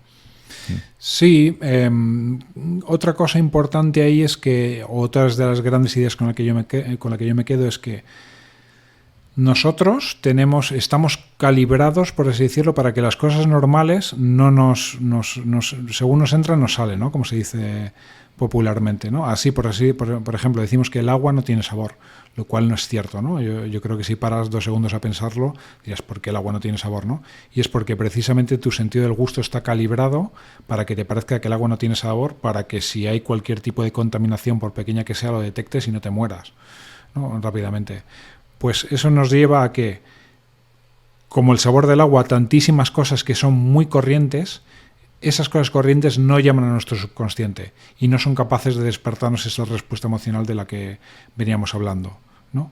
Entonces, nosotros, las personas, y esto es algo que se queda totalmente fuera de los modelos, no juzgamos las cosas por lo que son, sino por lo que representan, ¿no? Eso, punto número 1. ¿no? Y un ejemplo, otro que se me quedó bastante grabado, bastante divertido, es, dice, oye, una catedral es una forma bastante ineficiente de poner un techo encima de la cabeza de los fieles, ¿no? O una ópera es una forma muy ineficiente de contar una historia, ¿no? Los seres humanos tenemos calibrado, ¿no? Nuestros sentidos, nuestro razonamiento para detectar cuando alguien está incurriendo en esos esfuerzos extra y los valoramos muy positivamente, ¿no? Entonces, si quieres dotar algo de sentido, si quieres que algo suscite esa respuesta emocional en alguien, tienes que salirte de lo que es cotidiano, ¿no? Por eso el humor es tan efectivo, los gestos de amor son efectivos, ¿no? Otro ejemplo, ¿no? La gente no entiende, ¿no? Todo el tema de los símbolos. ¿Por qué la gente se gasta un dineral en celebrar una boda o en un anillo de compromiso, ¿no? En un anillo de compromiso, perdón, cuando podrías hacerlo todo muchísimo más barato? Porque la gente otorga valor realmente a esas pérdidas de... casi se parece más... Están muy vinculados en el fondo el signaling y los placebos, ¿no? Pero todas esas pérdidas de eficiencia estamos calibrados para detectarlas y valorarlas y darle significado, ¿no? Y eso es un poco la esencia de ser humano. Por eso yo, a la gente que se dedica a comunicar, a crear productos, etcétera, tienes que continuamente intentar, sin salirte, ¿no? Sin pasarte, como decíamos, pero hacer cosas que de alguna manera se salen de lo cotidiano, porque si no continuamente se va a quedar por debajo del umbral de tu atención, ¿no? Y te ocurrirá como cuando íbamos a la oficina en coche, ¿no? Y de repente te plantas allí y te das cuenta que no te has dado ni cuenta, no has sido prácticamente en piloto automático. Pues si quieres evitar que la gente entre en piloto automático o que preste atención, tienes que hacer cosas que se salgan de lo normal. Y eso normalmente pasa por eso, por invertir esfuerzo en su creación. Está muy conectado con la señalización, efectivamente, sí. Totalmente. Esto por eso él lo llama señalización a terceros o a ti mismo, ¿no? Que también funciona. Y también es muy interesante, y más viniendo, perdón, de tu trayectoria como ingeniero. Es verdad que en las ingenierías y en general en el mundo económico se antepone la eficiencia a otros valores como la redundancia, por ejemplo, ¿no? Entonces sí que se ve que, claro, uno de los grandes peligros de la eficiencia, pues es que acaba siendo tan eficiente que genera una enorme fragilidad, ¿no? Entonces también se ve como la evolución nos ha protegido a nosotros, pues a través de la redundancia, ¿no? Todos tenemos, la mayor parte de órganos vitales están todos por duplicado y tal, ¿no? Entonces son cosas que también desde un punto de vista muy ingenieril, muy de optimización y de eficiencia, pero a nivel local parece como que lo recomendable sería esto, y te das cuenta que la redundancia es fundamental. Lo típico que te vas de viaje, llevas todo en el móvil, toda tu información clave, y de repente el móvil, por lo que sea, pues pierde, se queda sin batería o tal. Ahí te das cuenta que si no tienes un plan B, si no tienes esa redundancia, pues te la puedes estar jugando, ¿no? Entonces esto es una cosa también que es bastante a veces un poco contraintuitiva, o que creo que frente a una versión muy racionalista o el tipo de educación que recibimos en las universidades, en la cual yo formo parte del ecosistema, incentivamos mucho este valor frente a otros que están ahí y tienen un valor evolutivo, ¿eh? 100%. Yo creo que todos los que hemos estudiado ingeniería tenemos quizás nos sentimos muy cómodos en ese plano más racional, y este emocional nos cuesta mucho. Y en esa lista de asignaturas que siempre nos gustaría, decimos, oye, ¿por qué en el instituto no se cuenta nada de educación financiera, por ejemplo? Pues yo creo que este tipo de cosas también es algo que se debería tratar, ¿no? Yo eso es algo que he cambiado radicalmente de opinión con el tiempo, que es este valor de las emociones, ¿no? Al final no podemos cambiar cómo son las personas, ¿no? Y a la gente, yo creo que esto con la experiencia de todo el mundo lo aprende, a la gente no se le convence con argumentos, ni con razones, ni con datos. A la gente solo se le convence apelando a la emoción. El problema de eso, ¿no? Tiene el lado B de todo eso, es que se puede apelar, como hacen los políticos, al miedo, a la ira, al enfrentamiento al contrario, ¿no? Pero también se pueden apelar a las emociones de forma positiva, ¿no? A la colaboración, a la ilusión, a un proyecto común, etcétera, etcétera. Pero esa es la única manera realmente de mover a la gente. Y como al final lo único que hacemos todo el día prácticamente es, hagamos lo que hagamos, es interactuar con otras personas, conocer cuál es la interfaz, ¿no? O el mecanismo más eficaz de comunicarse, creo que es algo fundamental. Es algo que no te enseñan en ningún sitio. No es que no te enseñen, es que ni siquiera te destacan la potencial importancia, ¿no? del asunto, probablemente. El concepto de este valor subjetivo tan propio de la escuela austriaca va un poco en esta línea, y es uno de los grandes debates que hay con respecto a Bitcoin, por ejemplo, ¿no? Hay mucha gente que habla de, no, es que Bitcoin, así como el oro tiene un uso industrial, pues Bitcoin no lo tiene. Entonces, ¿cuál es el valor intrínseco de Bitcoin? Es decir, vamos a ver, pero si todo tiene un valor subjetivo, ¿no? Y creo que en este libro lo insiste mucho en esto. Entonces, si para muchas personas el acumular Bitcoins, porque lo consideran radicalmente escaso, les aporta ese valor subjetivo, eso es lo que realmente estás valorando ahí, ¿no? Entonces es curioso como en algunas cosas se busca esa objetividad, es decir, esto no tiene valor porque no tenga cierto uso industrial, y para otras cosas todos entendemos que es mucho, que vamos a pagar por un vaso de agua. Si estás en medio del desierto, muerto de sed, vas a estar dispuesto a pagar muchísimo más por un vaso de agua que por un vaso de whisky, ¿no? Entonces, ¿por qué ahí sí que lo ve todo el mundo en el plano económico, y en cosas como, por ejemplo, las criptomonedas, esto cuesta tanto de que mucha gente lo asuma, ¿no? O sea, es curioso. Total, eso es un poco la tesis de Sapiens, que seguro que has leído, ¿no? Al final, también muy ligado con el tema que tratamos hoy, es los humanos para colaborar o uno de los mecanismos que hemos empleado para colaborar con extraños es la creencia en ideas comunes, muchas veces de ellas inventadas, ¿no? Ejemplos, la religión, ejemplos, el dinero, ejemplo, los estados-nación, ¿no? ¿Qué es la idea de España? ¿Qué es España? ¿No? España es una idea abstracta que no existe en ningún lado, pero en la cual, si muchas personas creen en ella, son capaces de colaborar mejor, ¿no? En las religiones, bueno, quitando, no quiero tampoco meterme en otro charco, pero el mero hecho de que dos personas crean en el mismo Dios, exista ese Dios o no, va a fomentar la colaboración entre esas personas, ¿no? O sea, existe, cuando hay esa confluencia de intereses, de pensamientos, de creencias, se genera valor muchísimas veces, ¿no?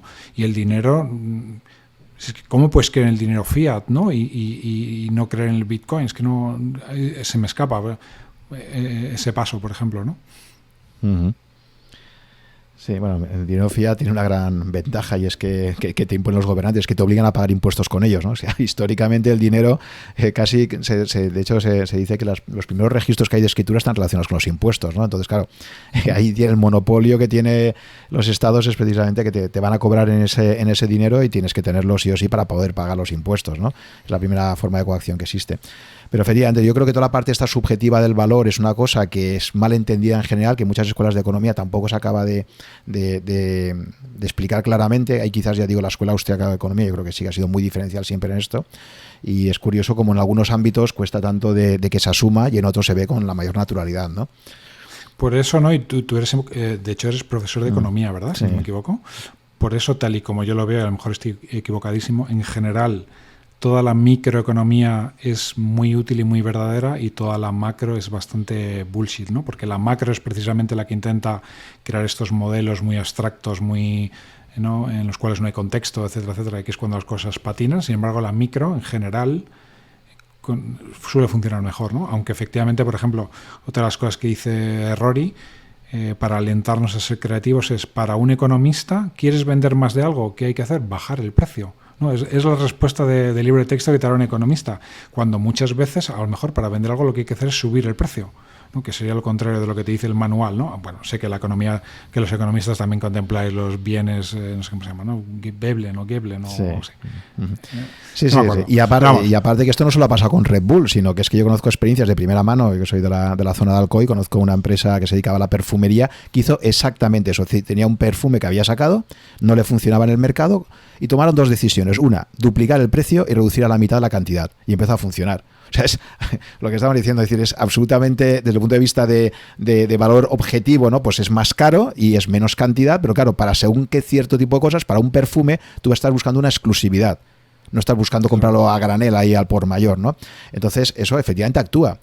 O el mismo aceite, tú puedes coger un aceite de oliva partiendo de una calidad adecuada, pero tú lo metes en un recipiente más pequeño, con una presentación, etcétera, que es lo que ha sido, por ejemplo, Apple ha sido siempre ha sido unos maestros también del packaging, ¿no? De cómo, o sea, tú un producto de Apple, la experiencia de compra la tienes ya con la recepción del producto, ¿no? Y cómo lo vas abriendo y lo vas experimentando, etcétera, efectivamente. Entonces ahí hay una serie de reglas, que es lo que tú comentabas antes. Aunque sepamos que funcionan, no puedes evitar que actúen. Eso, hay un fenómeno de percepción muy típico que es el de la luna, ¿no? Que es un acuerdo que me lo explicaban hace muchos años y me decía, mira, tú es que la luna en el horizonte la ves mucho más grande por esto y por esto.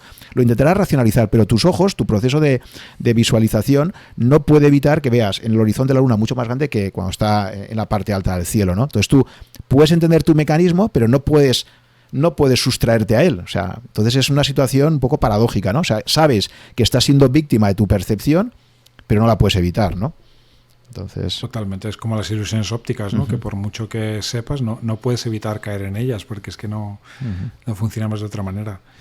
Oye, y si quieres entramos en el siguiente, claro. que creo que es importantísimo además, que es el tema del satisficing, ¿vale? Que llama. Pues básicamente lo que viene a decir Rory es que los humanos, ¿no? En los modelos económicos, como bien decíamos, está el Homo economicus, ¿no? Aquel que tiene toda la información, la procesa toda perfectamente, no hay incertidumbre, entonces toma la decisión racional, que es la que maximiza pues su bienestar económico, ¿no? Por así decirlo. Sin embargo, la realidad es todo lo contrario. Y un poco, si quieres, el sistema educativo también nos lleva en esa dirección. Nos enseñan durante todo, mientras estamos en la escuela, en el instituto y en la universidad, a resolver un montón de problemas en los cuales pues entrañan cierta dificultad de cálculo, pero tú siempre tienes en el fondo del enunciado todas las variables y no suele haber incertidumbre, ¿no? Sino que es relativamente difícil de calcular, pero y es a lo que te enseñan. Sin embargo, la vida es todo lo contrario, ¿no? La vida real, tanto en las empresas como la vida cotidiana, es enfrentarnos continuamente a problemas más o menos grandes sobre los cuales ni tenemos toda la información y siempre hay incertidumbre además, ¿no? Otro ejemplo que utiliza recurrentemente a lo largo del libro.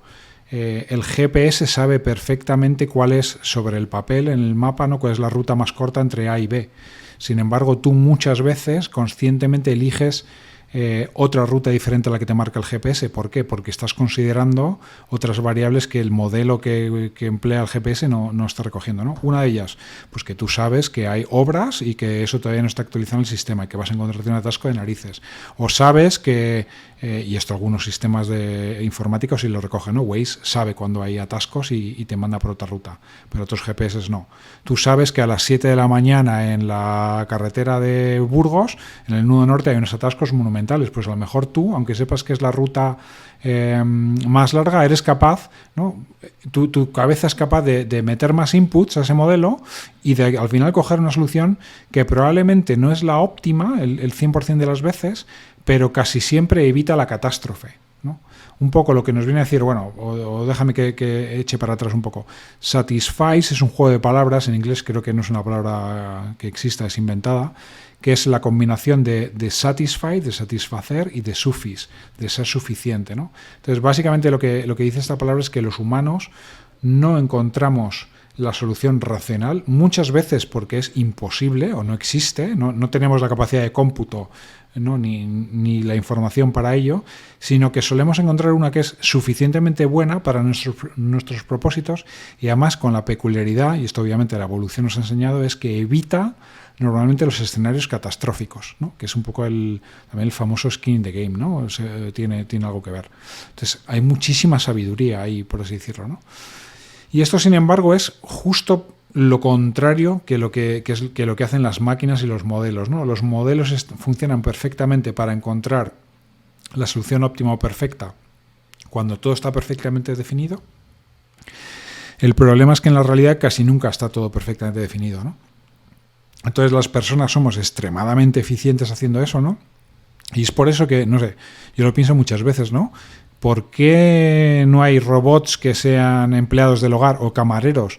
Pues porque realmente la inteligencia humana es potentísima, ¿no? Y sabe, dejando de lado todo el tema de coordinación motriz y tal, que ya simplemente, o sea, el input sensorial y la coordinación motriz, todo eso ya es increíble, ¿no?, lo que hacemos sin darnos cuenta. Pero es que luego somos capaces somos máquinas de propósito general en ese sentido, ¿no? Y tenemos inteligencia artificial, inteligencia natural general en ese caso, ¿no? Somos capaces de resolver, pues con cierta solvencia, todo tipo de problemas a los que nos enfrentamos, de todo tipo, ¿no?, y inesperados, mientras que una máquina tiene unos casos muy definidos, los cuales resuelve extraordinariamente bien, pero en cuanto le sacas un poco del carril ya no vale, ¿no? Entonces es un poco, yo creo que es esa loa, o si quieres, un poco de nuevo la inteligencia humana, ¿no?, de que somos muchísimo más inteligentes de lo que nos creemos y muchísimo más efectivos tomando decisiones, a pesar de lo que se pinta, la caricatura que se pinta en los libros de texto, ¿no?, como que no tenemos ni idea de lo que hacemos. Y luego también es súper importante este mecanismo porque es lo que nos lleva, por ejemplo, a cosas tan importantes en negocios como son el tema de las marcas o de la influencia social, ¿no? Tú básicamente, ¿por qué compras? O sea, ¿por qué funcionan las marcas? Las marcas funcionan porque son mecanismos de la reducción de la incertidumbre, ¿no? O sea, tú no vas a McDonald's porque es comida de 3 estrellas Michelin. Vas a McDonald's porque sabes que la probabilidad de que te den algo que esté mal es ínfimamente baja, ¿no?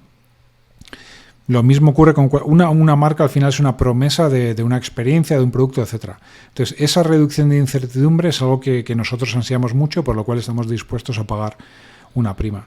Y también es súper importante, ¿no?, a la hora de tomar decisiones, nosotros seguimos lo que hacen otras personas, ¿no? Y esto muchas veces también es caricaturizado como irracional.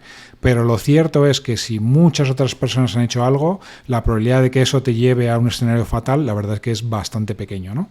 Y si a muchas personas pues eso, están haciendo algo, a lo mejor no es lo mejor de todo lo que se puede hacer, pero la probabilidad de que sea muy malo o de que te mueras por el camino son probabilidades bastante bajas, ¿no? Entonces, todo eso es lo que subyace un poco a este mecanismo. Y eso me lleva a otra cosa súper importante, ¿no? en mi campo, y creo que en muchos otros, y a lo mejor en otros campos es un poquito más desconocido, que es todo el tema de las distribuciones del éxito, ¿no? Todo el mundo sabe, por ejemplo, en Venture todo el mundo sabe que la distribución de los retornos en una cartera sigue lo que se llama una ley de potencias, un power law en inglés, y esto ocurre también en compañías públicas, ¿no? Y esto ocurre un poco por el fenómeno, igual me estoy desviando muchísimo, Juan, tú si ves que me voy demasiado de varas, me reconduces. Pero esto tiene muchísimo que ver con el mecanismo de lo que se llama conexión preferencial, ¿no? Y las redes de... no me sale ahora. Tiene que ver con las redes y con el mecanismo de conexión preferencial. ¿Qué ocurre si tú estás buscando un restaurante en el que cenar y te encuentras dos por el camino y uno de ellos hay más gente? Pues que tú vas a inferir rápidamente que el que tiene más gente es mejor que el otro, ¿no? Con lo cual el éxito llama al éxito y el éxito se perpetúa, y por eso aquel que tiene éxito tiene 100 o 1000 o 10.000 veces más éxito que el que no, cuando probablemente la diferencia entre el producto no sea tal, ¿no? Pero este mecanismo que tenemos nosotros en nuestra manera de tomar decisiones es lo que lleva a esos resultados, ¿no? No sé si me he explicado más o menos. Sí, no, y me parece importantísimo. Todas las leyes de potencia y aparte cada vez son más extremas. O sea, yo creo que la globalización está haciendo que la ley el famoso Pareto de que el 20% se lleva el 80% del pastel, pues yo creo que con Internet y con la globalización cada vez vamos más a un 99-1 o una cosa así. Es decir, y está pasando en todos los deportes. Por ejemplo, antes tú podías ser un deportista de élite de un país, en deportes que no sean obviamente pues muy masivos, no como el fútbol, ¿no? Pero en muchos otros deportes ahora ya no te basta con que seas el mejor de tu país para poder vivir de ello. Tienes que estar en el top 50 mundial probablemente, ¿no? Entonces se hace todo más extremo, y esto explica por qué efectivamente en tu mundo del Venture Capital tu pregunta tiene que ser: ¿este va a ser un campeón mundial? Ya no es una cuestión de que esta empresa va a funcionar en España, sí, pero en el contexto global, que es en el que voy a jugar la liga finalmente, probablemente para muchas cosas, ¿no? En otras no, ¿no? Esta concentración del éxito en unos pocos efectivamente es un fenómeno interesantísimo, ¿no? Y que intervienen muchos factores que son un círculo autorreforzante positivo o negativo, ¿no? Cuando estás en la cola, salir de ahí es muy, muy difícil, ¿no? Efectivamente. Eso es. Y en el mundo que a ti te gusta mucho del vino también se da bastante.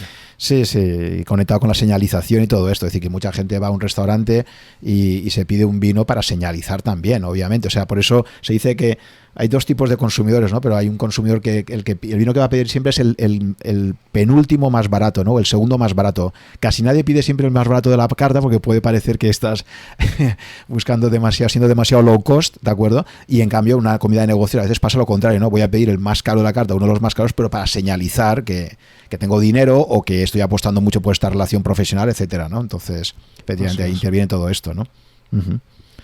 Eso es. Muy bien. Pues la parte esta de satisfying, ¿alguna cosa más que quieras comentar? No, yo creo que más o menos lo hemos cubierto todo. Vale, y luego entraríamos en la última parte, que él habla de psicofísica, ¿no? Básicamente, que como comentaste que era quizás la que menos a ti a nivel personal te había interesado, pero que bueno, también tiene... Sí, está también, creo que lo hemos tocado antes un poco de refilón, ¿no? Basado en lo que comentabas tú de la luna. Al final, la percepción es más importante que la realidad, ¿no? Entonces, en el diseño de muchísimos productos, pues es muy interesante tener en consideración este tipo de cosas, porque, por ejemplo, si estás diseñando el interior de un avión, pues en función de cómo dispongas ciertos elementos, la sensación de amplitud o de no amplitud puede ser muchísimo más importante, ¿no? Otro de los puntos que no hemos mencionado, que al cual Rory hace referencia a lo largo de todo el libro consistentemente, es que muchas veces, ¿no? con ese sesgo hacia la racionalidad o hacia las soluciones duras, por así decirlo, nos llevan a hacer cosas como que invertimos decenas de millones de euros en hacer que un trayecto en tren sea media hora más rápido, cuando sería muchísimo más barato y probablemente más eficiente hacer que esa media hora fuese más agradable, ¿no? Y ahí entra un poco, creo, más esta última parte de cómo mejorar la percepción de las experiencias, porque al final la percepción cuenta tanto más que la realidad, y cómo cambiando esa percepción, pues es que al final puedes mejorar muchísimas cosas de forma más eficaz y más barata. Creo que tiene que ver bastante con esa parte. Sí, recuerdo al respecto. No sé si has leído el libro de Dan Ariely, que es también un gran especialista en estudiar todas estas cosas, ¿no? Es un profesor americano que tiene varios libros apasionantes, ¿no? Pero precisamente hablaba de cómo se montaban las experiencias en un crucero, porque una cosa que se ha visto, y él lo vio, él también tuvo quemaduras muy, muy graves cuando estaba haciendo la mili en Israel, y estuvo con un tratamiento, ¿no? Entonces descubrió cosas muy interesantes, como que, por ejemplo, lo que más recordamos en cualquier interacción siempre, en una experiencia de una cura médica o simplemente en una reunión con alguien, es el principio y el final, ¿no?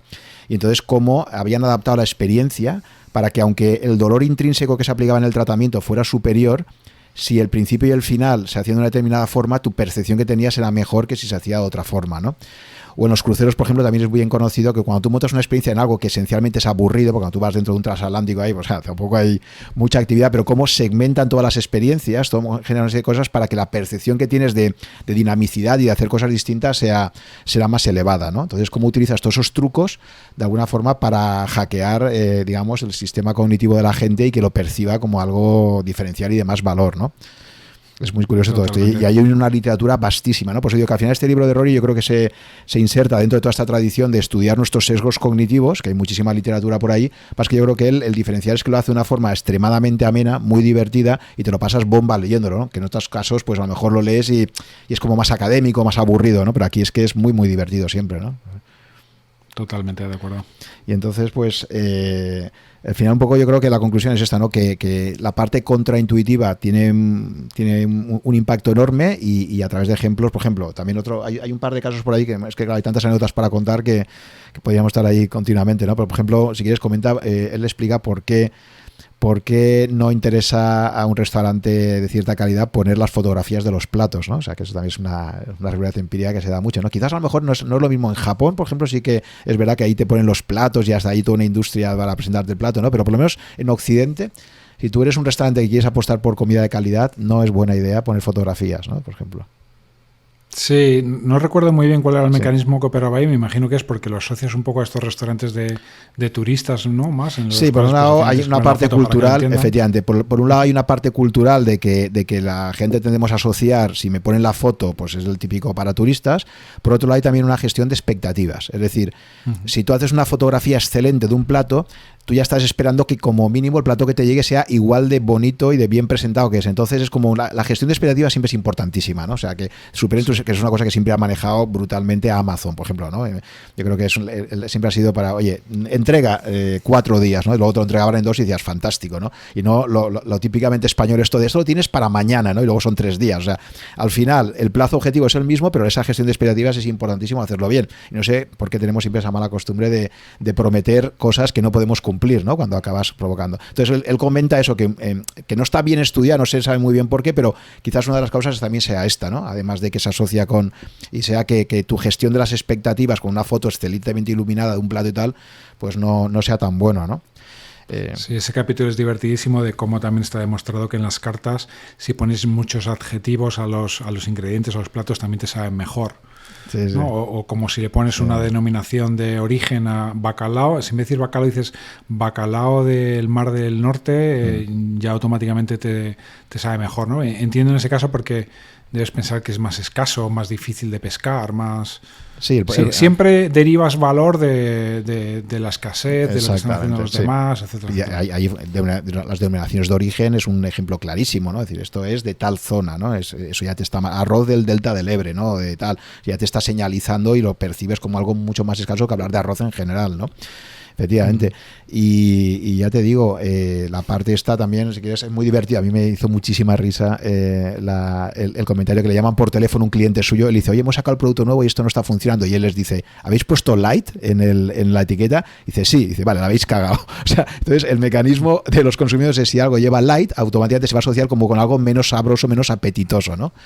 Y paradójicamente entonces decía, bueno, pues por ahí habéis metido. Pero fíjate, él tenía la intuición ya esa del mago del marketing, de la publicidad, que ya te está diciendo algo que en principio dirá, oye, no, pero si he puesto light precisamente para que se asocie como una comida saludable, baja en calorías, decía, no, la has fastidiado con esto, ¿no? Porque la gente va a asociarlo a un producto que no va a ser tan apetecible, ¿no?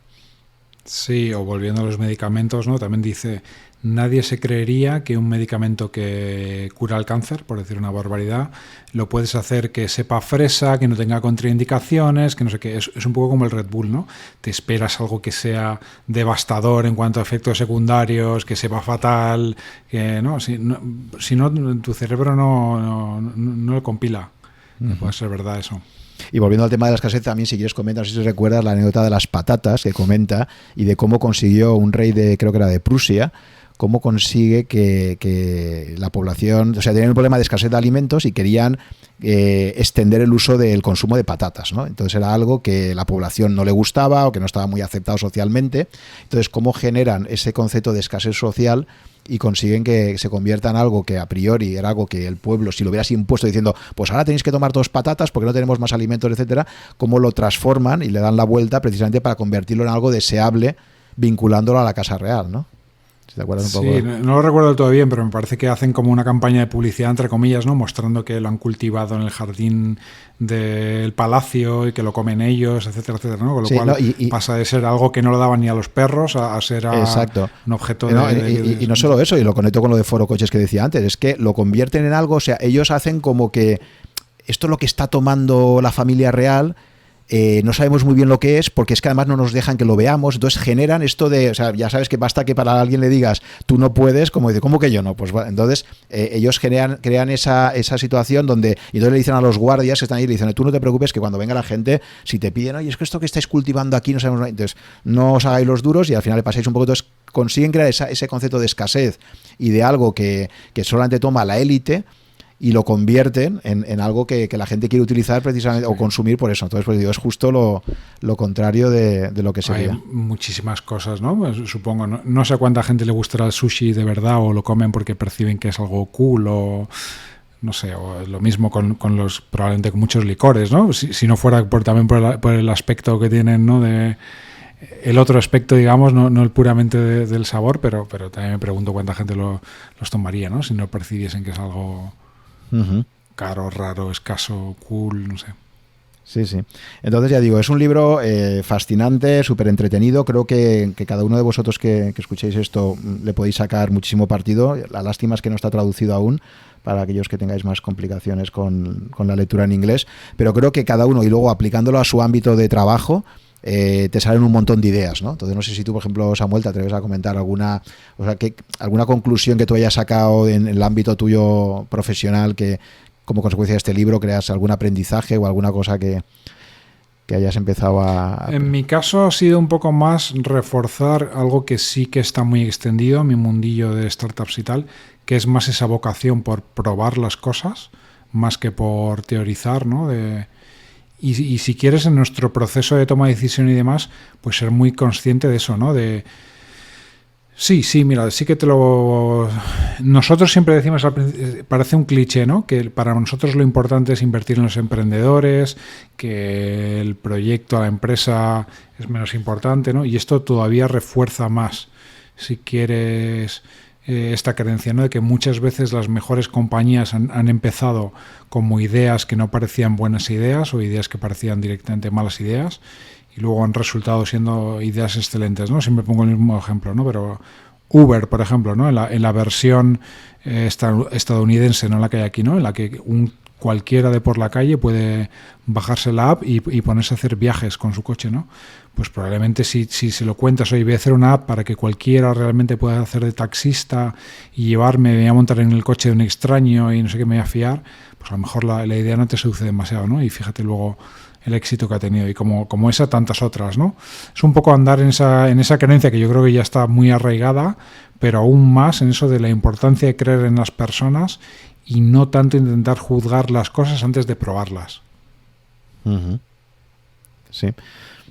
Y luego, por ejemplo, sí, mira, otra cosa súper aterrizada.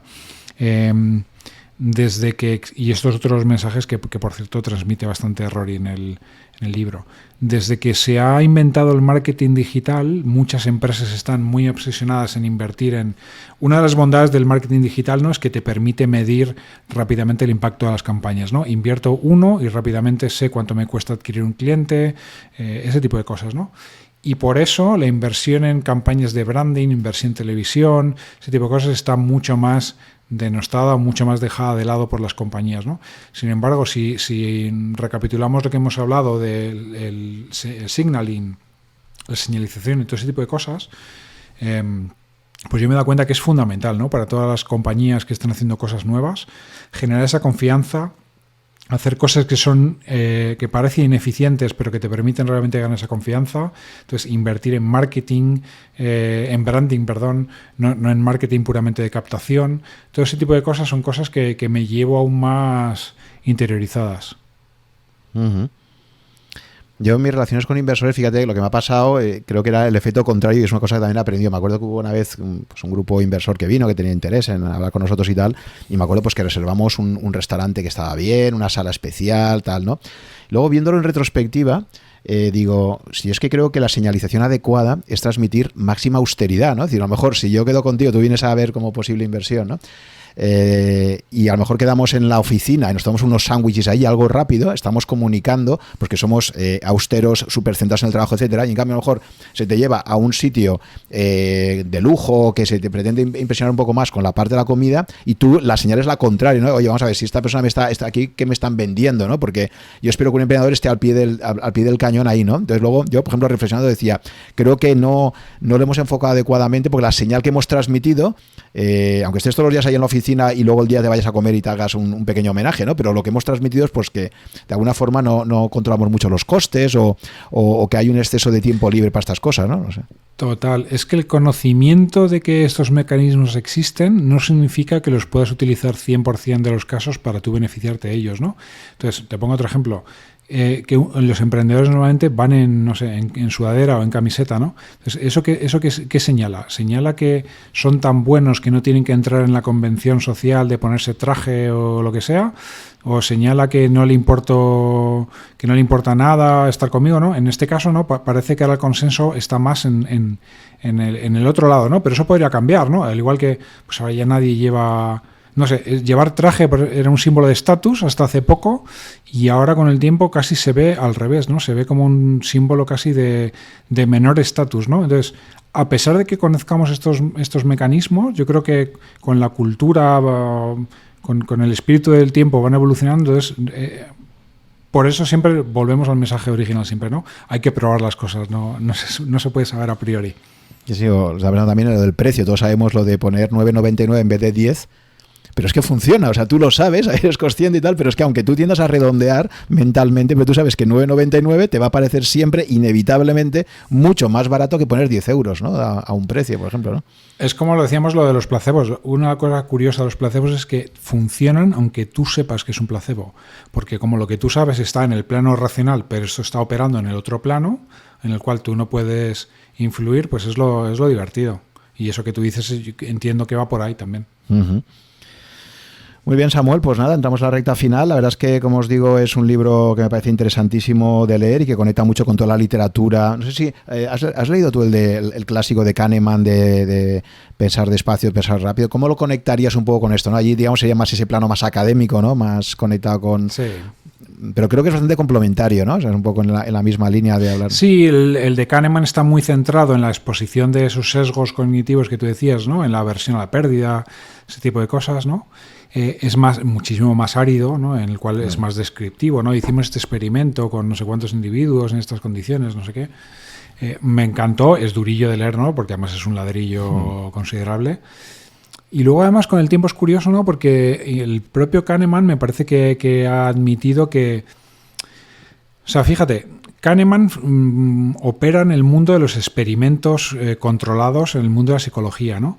Y esto es un poco lo que decíamos al principio de... No me acuerdo exactamente qué hablábamos, de las catas, etcétera. Sí, la Coca-Cola, esos experimentos famoso, son, sí. Eso es justo, los focus groups, ese tipo de cosas. Exacto.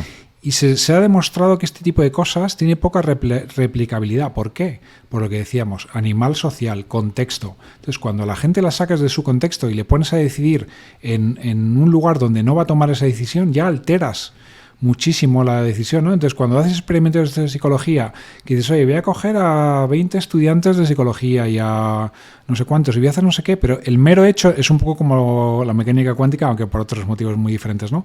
Del mero hecho de estar observando algo altera el resultado de ese algo, ¿no? Bastante. Con lo cual, la replicabilidad o predictibilidad de esos modelos muchas veces es pequeña. Sí. Y esto conecta también mucho con la crítica que también hace Rory a todo el tema del Big Data, ¿no? Y de cómo la toma de decisiones, a veces pensamos que por cuantos más datos analicemos vamos a poder ser capaces de predecir mejor, y te dice que no, que en muchísimos casos es lo contrario, efectivamente. Entonces yo creo que esto sí que es una crítica de fondo a todo el mundo de los estudios de mercado, ¿no? Porque efectivamente no es capaz de predecir, o la famosa cita que decía que dijo Henry Ford, que decía, si le hubiera preguntado a mis clientes qué querían, pues habría dicho que un caballo más rápido, ¿no? No un vehículo, ¿no? Entonces todas las disrupciones, todos los cambios por definición no son preguntables, ¿no? Al potencial usuario de estas cosas, ¿no? Entonces no hay verdadera disrupción si eres capaz de predecirla con un estudio de mercado, ¿no? Previamente. Claro. Supongo que vosotros cuando invertís en una compañía, eso será siempre la tendencia natural de todos los emprendedores, es decir, no, esto está avalado porque hemos hecho este estudio, no sé qué, cuando había viabilidad, ¿no? De este producto va a encajar en el mercado, no, sí, porque tenemos unos estudios previos. Claro, lo que te dice un poco este libro es, mira, estos estudios, pues me parece que me van a resultar poco útiles, ¿no? Para saber si realmente tu producto va a tener pegada o no va a tener pegada, ¿no? Entonces, totalmente. Pero eso sí que te digo que yo, desde que hoy en día lanzar productos digitales, etcétera, es relativamente fácil, relativamente barato, la gente siempre intenta realmente salir al mercado y contrastarlo con el mercado mucho más que teorizar, ¿no? En ese aspecto. Con lo que sí que se teoriza mucho y te equivocas casi siempre es con el tema de tamaños de mercado, ¿no? Voy a estimar que el tamaño ¿no? Y todos conocemos ejemplos de predicciones desastrosas, ¿no? Al respecto, como la de McKinsey, por ejemplo, con el tamaño del mercado de teléfonos móviles, ese tipo de cosas. Es al final que es algo que a lo cual no prestamos muchísima atención, la verdad. Uh-huh. Y al final me imagino que todos los inversores acabáis centrados sobre todo en el equipo humano, y entonces esa señalización que te da, o sea, que decir que a lo mejor es más importante determinados pequeños detalles que un emprendedor no ha tenido en cuenta, y que para un inversor les señaliza mucha más información sobre si ese proyecto, porque además sois emocionales como todos, es que al final todos somos animales efectivamente emocionales, y pequeños detalles pueden ayudar a que se decida apostar por algo, te da esa confianza, esa credibilidad, por mucho que tengas detrás muchísima información objetiva que al final sabes que tiene una relevancia mucho menor, ¿no? Entonces, totalmente. Uh-huh. Pero siempre, en línea de lo que dices, siempre animamos a los emprendedores a que no solamente cuando hablan con otros inversores más adelante, a que los datos están muy bien y son muy importantes, pero la historia que acompaña a los datos es tan o más importante que los propios datos, ¿no? Hay que saber siempre, en lo que nosotros estamos es vender una parte de realidad y muchísimo de visión, de ilusión, de futuro, etcétera, ¿no? Entonces, para ilusionar y emocionar, pues hay que acudir a las historias, normalmente. El poder del storytelling, eso no lo hemos mencionado, pero también es algo, tiene una potencia brutal, ¿no? O sea, entonces, brutal. Muy bien, pues nada, ya para finalizar, te pediría, Samuel, que me comentaras pues 3 libros, siempre pregunto esto al final a todos los entrevistados, ¿cuáles serían? Tú creo que eres un gran lector, ¿no? Creo que lo lees sobre todo en formato digital, ¿no? Por lo que me comentaste, uh-huh. Porque aquí yo siempre pregunto también si te gusta más el papel o has apostado por el formato digital, ¿no? Que te da cierta comodidad. Sí, me he acostumbrado y al final me es súper cómodo por el tema de los subrayados, el poder exportarlos, por supuesto, tener muchísimos libros en el mismo sitio.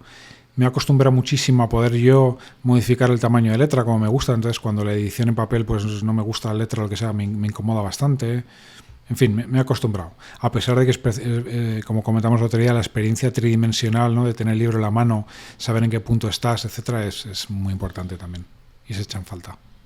Sí, es probablemente más Lindy. Habrá que ver todos estos formatos digitales dentro de X años si siguen estando yo, ¿no? Pero bueno, efectivamente, ya es una cuestión de costumbres. Pues en esa línea, ¿qué libros, centrándonos más en la parte de inversión quizás, a ti te han ayudado a decidir, pues eso, qué tipo de plan de inversión querías tener a largo plazo y qué recomendarías un poco en esa línea de lecturas, ¿no? Aunque estén conectadas como este, ¿no? Que al final este libro de Rory no es estrictamente un libro de inversión, pero sí te da muchísimas pistas, ¿no? De qué cosas pueden funcionar o incluso cómo nos hackeamos mentalmente en la mentalidad de los propios inversores también, ¿no? Vale. Mira, pues los que había pensado no lo había enfocado como tú me has dicho en la pregunta, así que te voy a decir de todas maneras de 2 formas. A mí como inversor, yo como gestor, creo que los libros de los que más me han influido son, por supuesto, como te decía, los ensayos de Warren Buffett, la recopilación de las cartas de Berkshire, ¿no? En los cuales pues yo creo que entiendes muy bien lo que es esa inversión fundamental, ¿no? De entender cómo son las compañías. Y también muy unido, creo que a esa escuela, ¿no? Pues vienen dos libros de estrategia que a mí me encantan. He leído muchos, pero estos dos son los que más me gustan, en el sentido de evaluar cómo de capaces son las compañías con el tiempo de crear ventajas competitivas sostenibles, ¿no? Uno de ellos es, y no sé si está en español, lo voy a decir en inglés, Understanding Michael Porter, entendiendo a Michael Porter, que es un compendio también de sus obras más conocidas, ¿no? de las cuales son bastante difíciles de leer. Sin embargo, este libro es súper agradable. Y el otro es Seven Powers, ¿vale? Que es otro libro también que habla de los 7 poderes, que son estas 7 ventajas competitivas, pues que quizás, como bien sabes, Michael Porter se centra en lo que es una creación de valor totalmente particularizada a cada negocio y optimizada para él, mientras que aquí habla más de ventajas competitivas en sentido un poco más amplio, pero también desde esa óptica un poco más moderna, si quieres, de los negocios tecnológicos, ¿no? Pues pone mucho énfasis en los efectos de red, en economías de escala, y siempre utilizando para ello, pues como te decía, ejemplos más próximos al mundillo tecnológico. Entonces son esos 3. Entonces, sin embargo, esto no encaja del todo con lo que te comentaba de inversión indexada. Yo creo que ahí el clásico por excelencia es un paseo aleatorio por Wall Street, ¿no? No sé cómo se dice en español, sí, algo así, sí, ¿verdad? Sí. De Barton Malkiel, sí. Esto Un clásico de... Sí. Y estos, por la vez que no los conocía, bueno, obviamente conozco el de Ventajas Competitivas de Porter, que es un súper clásico, pero este es de Joan Magreta, ¿no? El de Understanding Michael Porter, la guía esencial para la competencia y la estrategia. Y el de Seven Powers tampoco lo conocía. Es de pues te lo recomiendo muchísimo. De Hamilton Helmer, ¿no? Helmer. Vaya, pues yo no los conocía. Entiendo que son más de estrategia empresarial y de conocimiento. Sí. Fenomenal. Oye, pues nada, Samuel, muchísimas gracias por haberte prestado a participar en este experimento, porque esto no deja de ser, todo el tema de comentar libros es un formato un poco diferente del habitual en el podcast, pero bueno, en el caso de los 2 episodios de Tale funcionó muy bien, la gente creo que quedó muy contenta y espero que este también interese y guste y siga un poco en esta línea de seguir comentando libros que me parecen muy interesantes para los oyentes, ¿no? Entonces... Nada, muchísimas gracias. Muchísimas gracias, ha sido un placer. Y nada, felicitarte, como te decía, por Suma Positiva, animarte a que sigas enviándonos cada sábado pues esas píldoras de sabiduría destiladas después de lecturas que haces o de reflexiones que haces y que creo que nos resultan enormemente interesantes. Gracias. Pues hasta la próxima, Samuel.